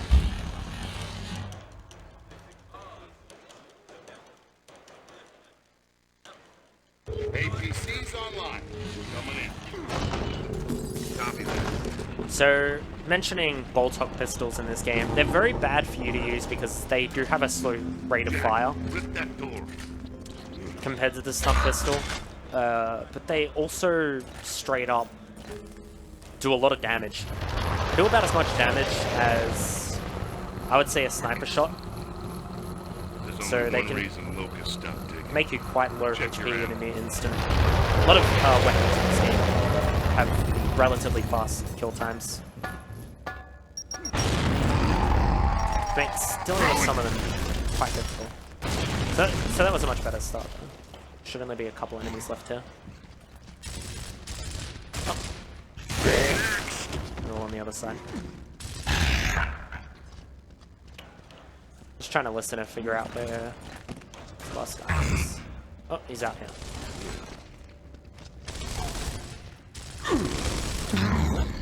Where is he? Oh, he's in this room. Here they come. Keep him away from Jack. He's got some juice.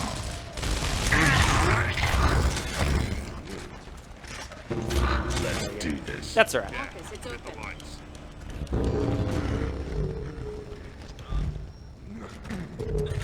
So we've just gotten Jack to start downloading data about the Locust stronghold, which is where all these guys come from. They're all from underground.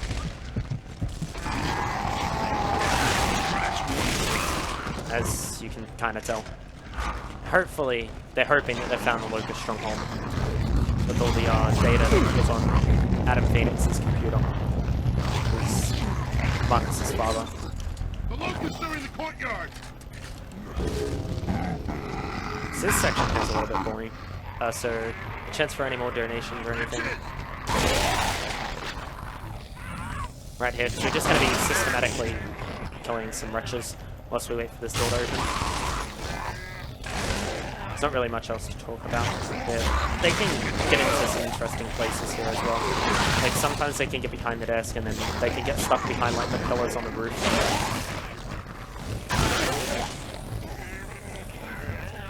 There should only be a couple more left.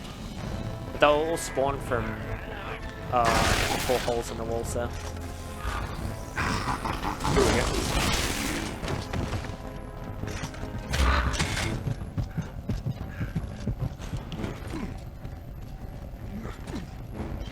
Front of the house, second story. Hurry up! Oh. Sometimes when you take cover in this game, the game just won't let you move from it in the way that you want. You're gonna have to reset it. There are movement. Oh, that's nice. The game won't let me pick up ammo in a second. This only occurs in this particular section here. There's one of the boss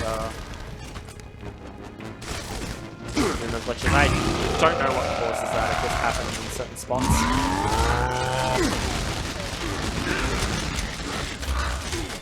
sometimes the game's controls will take over themselves. That's really unfortunate. I believe that was a torque bow sitting on the wall next to me. One of the faults from that. Look who decided to Once again, I won't let me pick up ammo. Sometimes it does, sometimes it doesn't. It's a bit weird like that. There we go again.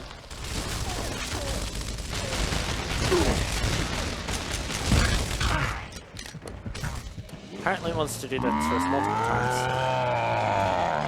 So this boomer here, he's going to open up this door. For the locust to come flood the house, which means you can have locusts pretty much behind you at any time now.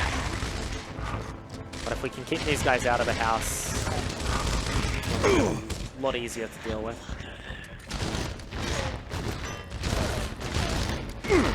There should be a boomer here in a few seconds. There we go. Hopefully I can deal with him whilst he's outside. Actually, I'm probably going to need his ammo.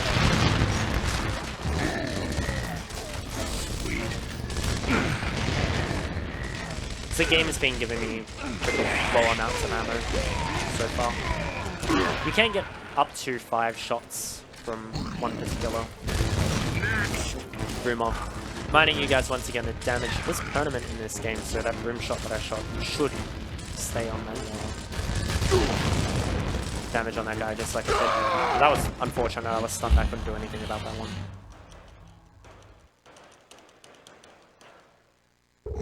Fortunately, that means we're back up here. Look who decided to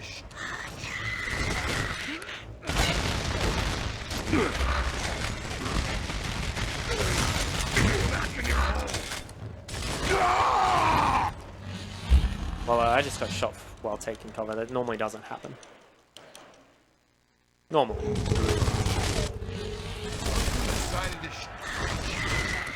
But of course, during a marathon, it's gotta happen.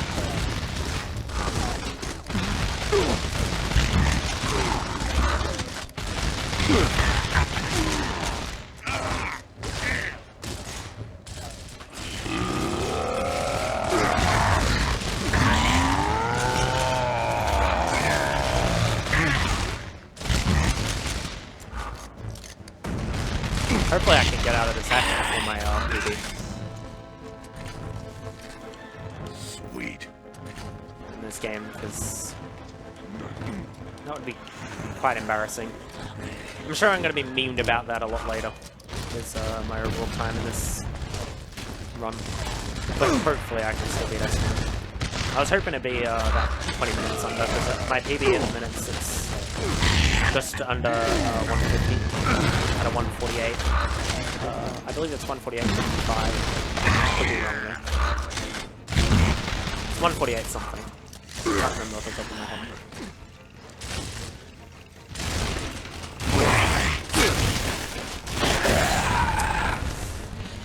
Once again, took too much damage and got hit by a torque bow. This fight is actually also one of the hottest fights.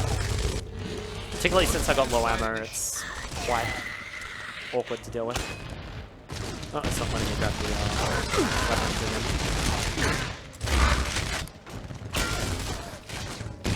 Oh, still not letting me do it. So we're gonna get that same running motion again. Oh, still not letting me do it. Interesting.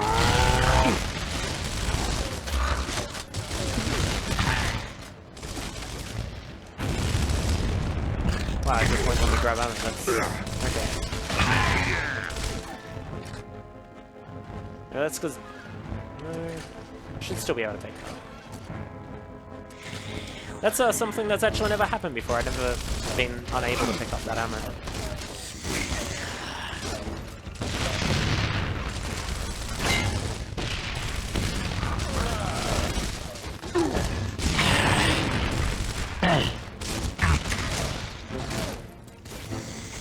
There we go. Dom's hitbox was on top of the ammo for some reason.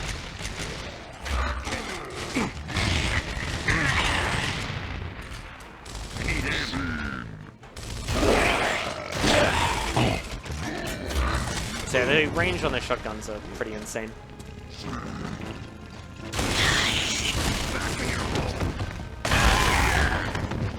hopefully this boomer comes in and gives me that boom shot. I actually need that ammo.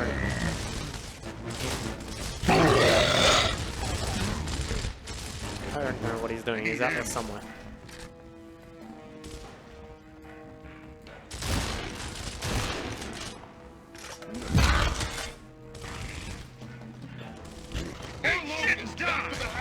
Oh, okay. So unfortunately, Dom ended up killing off the boomer. But that also does mean we are through that section. I would have liked to have a little bit more ammo for my boom shot because I will need that in the next chapter, though hopefully I should be okay.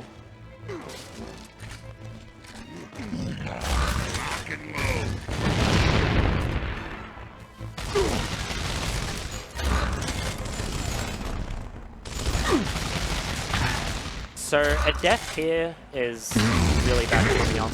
It's very likely that we get one shot by a couple of these boomers that are about to come up. This timer is actually extremely relevant, the one that I mentioned before that wasn't well. This one gives you a 40-second window or something to get through this back of their house, and there's about 2 or 3 boomers there. And then they will delete you quite quickly. Everybody move to the APC now! Thankfully, they do have an incredibly long reload time. Okay, we're good. That actually went a lot smoother than what I thought. You do have quite a large amount of trouble sometimes through that section. So there is still a chance that I get on a 2-hour run here, but it's probably going to be over by a couple minutes. Oh, yeah, the game doesn't like to load in properly then. Also, for those who have played Ultimate Edition will know that there was actually meant to be 3 extra chapters in that small window of time.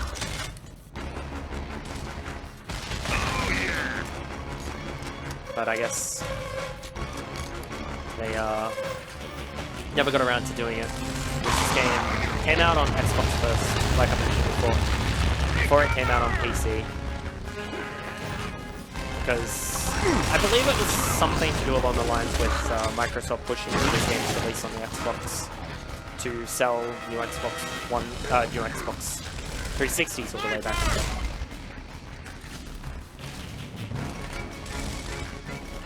To have some, release titles on it because they didn't have Halo in the very first year.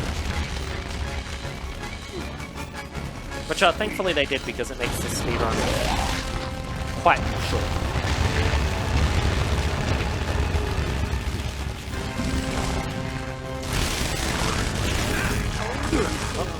Oh, that's not good. Thought that shotgun shot would have killed him. Frag out! So I'm going to plug up that emergence hole all the way over there and clean up these last enemies there.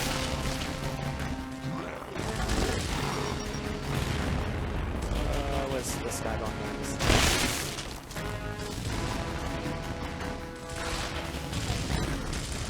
Where are you? Oh, it's just a sniper.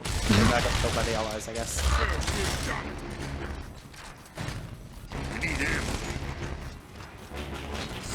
So I'm going to grab some ammo whilst I can here. I'm going to be using this sniper for the earlier parts of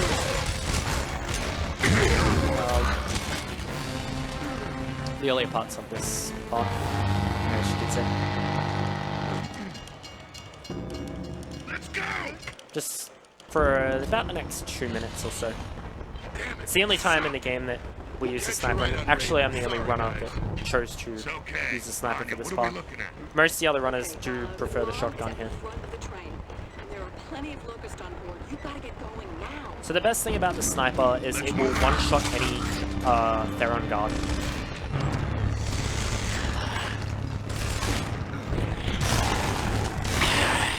Just like that, which is really, really good.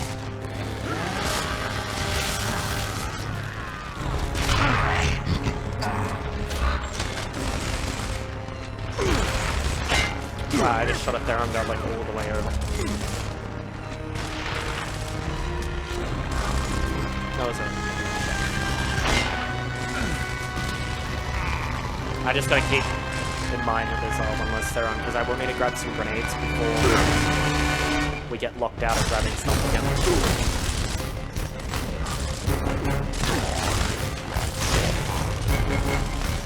Also, sometimes in this game, if you do a perfect reload and switch buttons, just like I did, as you can see on the top corner now, I actually lost those 2 bullets back again.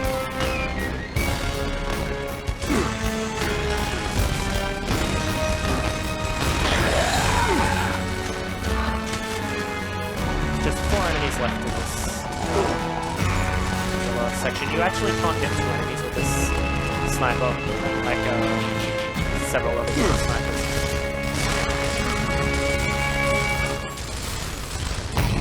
It hits the first target, that's pretty much it. There you go. We've got Nemesis on the radar. Not good. Damn it. Jack, open this door. Great. Now what? Are you kidding me? Berserker! So, once again, we're going to run into another one of these berserkers. This one is very irrelevant compared to the other 2, and the second one was more relevant than this one, to say the least. Get down! Because that's that's the berserker fight.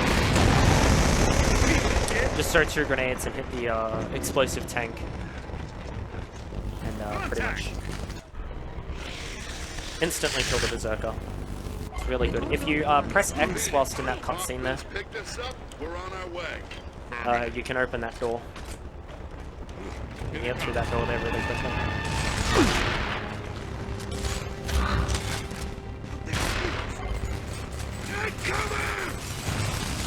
So all those bullets that are coming on the side are from what's known as Reavers.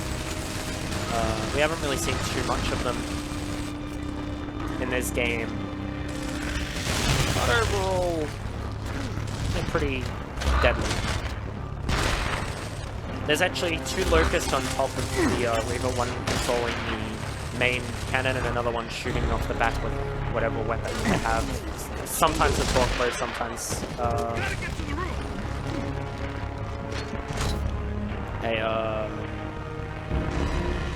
sometimes they have a hammer, so that's it. I'm on it. Watch our back. This fight is fairly easy. Just gotta kill off a few Reavers. And they pretty much can't damage you. For some reason in this game, all breakers, chain guns, etc. have protection from nearly all shots coming directly in front. You don't take any damage at all. Really good.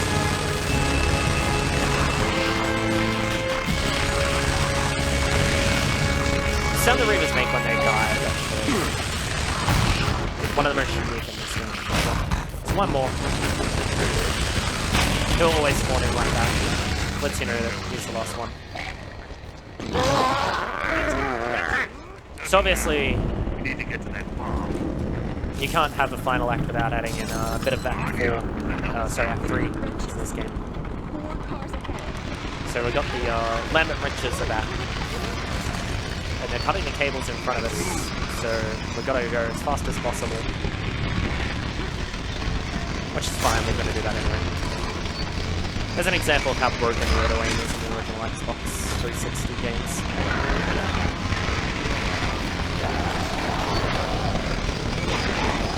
What you're probably not noticing that I've done a lot in this run is cover cancel. If you press A and then A on the back, A while holding back on the left thumbstick, it'll cancel the cover, just like that. Which is really, really useful in this speedrun. And decent players will always have solid moves because of that. Unfortunately, I'm not that good, but I am pretty good at doing cover cancels. Okay, that's also never happened before. I normally have to shoot these guys as they're spawning in a window. I never had one of them just be killed by another wretch. So there's 5 enemies that are going to come out of this group, and then 6 on the other side. There's going to be 2 that spawn at the same time. The last 2 of these enemies here will spawn together. It's kind of a little bit of a worse relative before the end of this game. I'd say we're about 3 minutes away from time or so maybe a little less.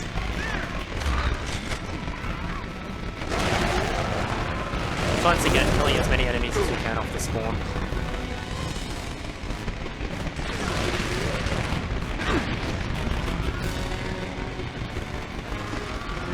For some reason that 4th one there does take a little while to spawn.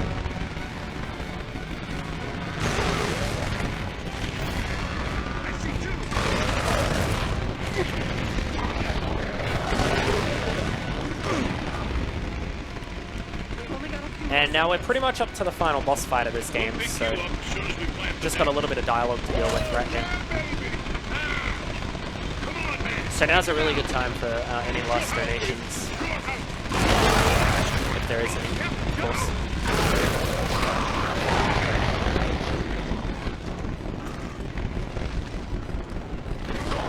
Otherwise, We do have a $5 donation from your boy Swingflip here. Enjoy the run. Enjoying the run. Glad to see you're running a Gears game that isn't free. GPS shows that you don't have much time. yeah, Gears of War 3 kind of is one of those games where it's not really skip-based, and there's not a whole lot of skill involved in running it overall, compared to the likes of, say, Gears of War 1 or Gears of War 2. But like I said, I do have the world record in that game. Got him. Just trying to grab the grenades there. Up the sniper. Alright, so this is the final boss fight, so time will be coming up as soon as the cutscene starts. After I kill General Ram here. I want to say big shout outs to everyone who was involved in setting up the speedrun marathon overall. And good luck to the Mario and Undertale that's coming up. Their RNG be a little bit better than mine out there. So the main way how to deal with this boss is to get in with the torque a few times. This boss is actually rather difficult. If I hit every shot of the torque bow, it's going to be a problem.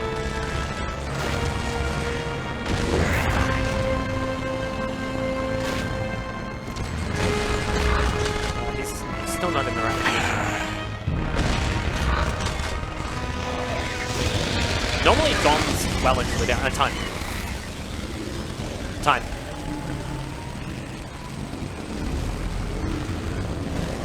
And that's Gears of War. Thanks everyone who stayed around and watched. Sorry there's not as many glitches as some other games around in the marathon. That's a very, very difficult game to run overall, even on a casual difficulty setting. I'm sorry that my commentary was a little bit off. I'm quite nervous. It's my first time being in front of a crowd like this. Yeah, once again, big shout outs to everyone who was involved in making the event so great. I've had an absolute blast here at PAX, and yeah, thanks. Alright, thank you ACL Live for that run of Gears of War. We're just going to go quickly transition to the next run. No worries.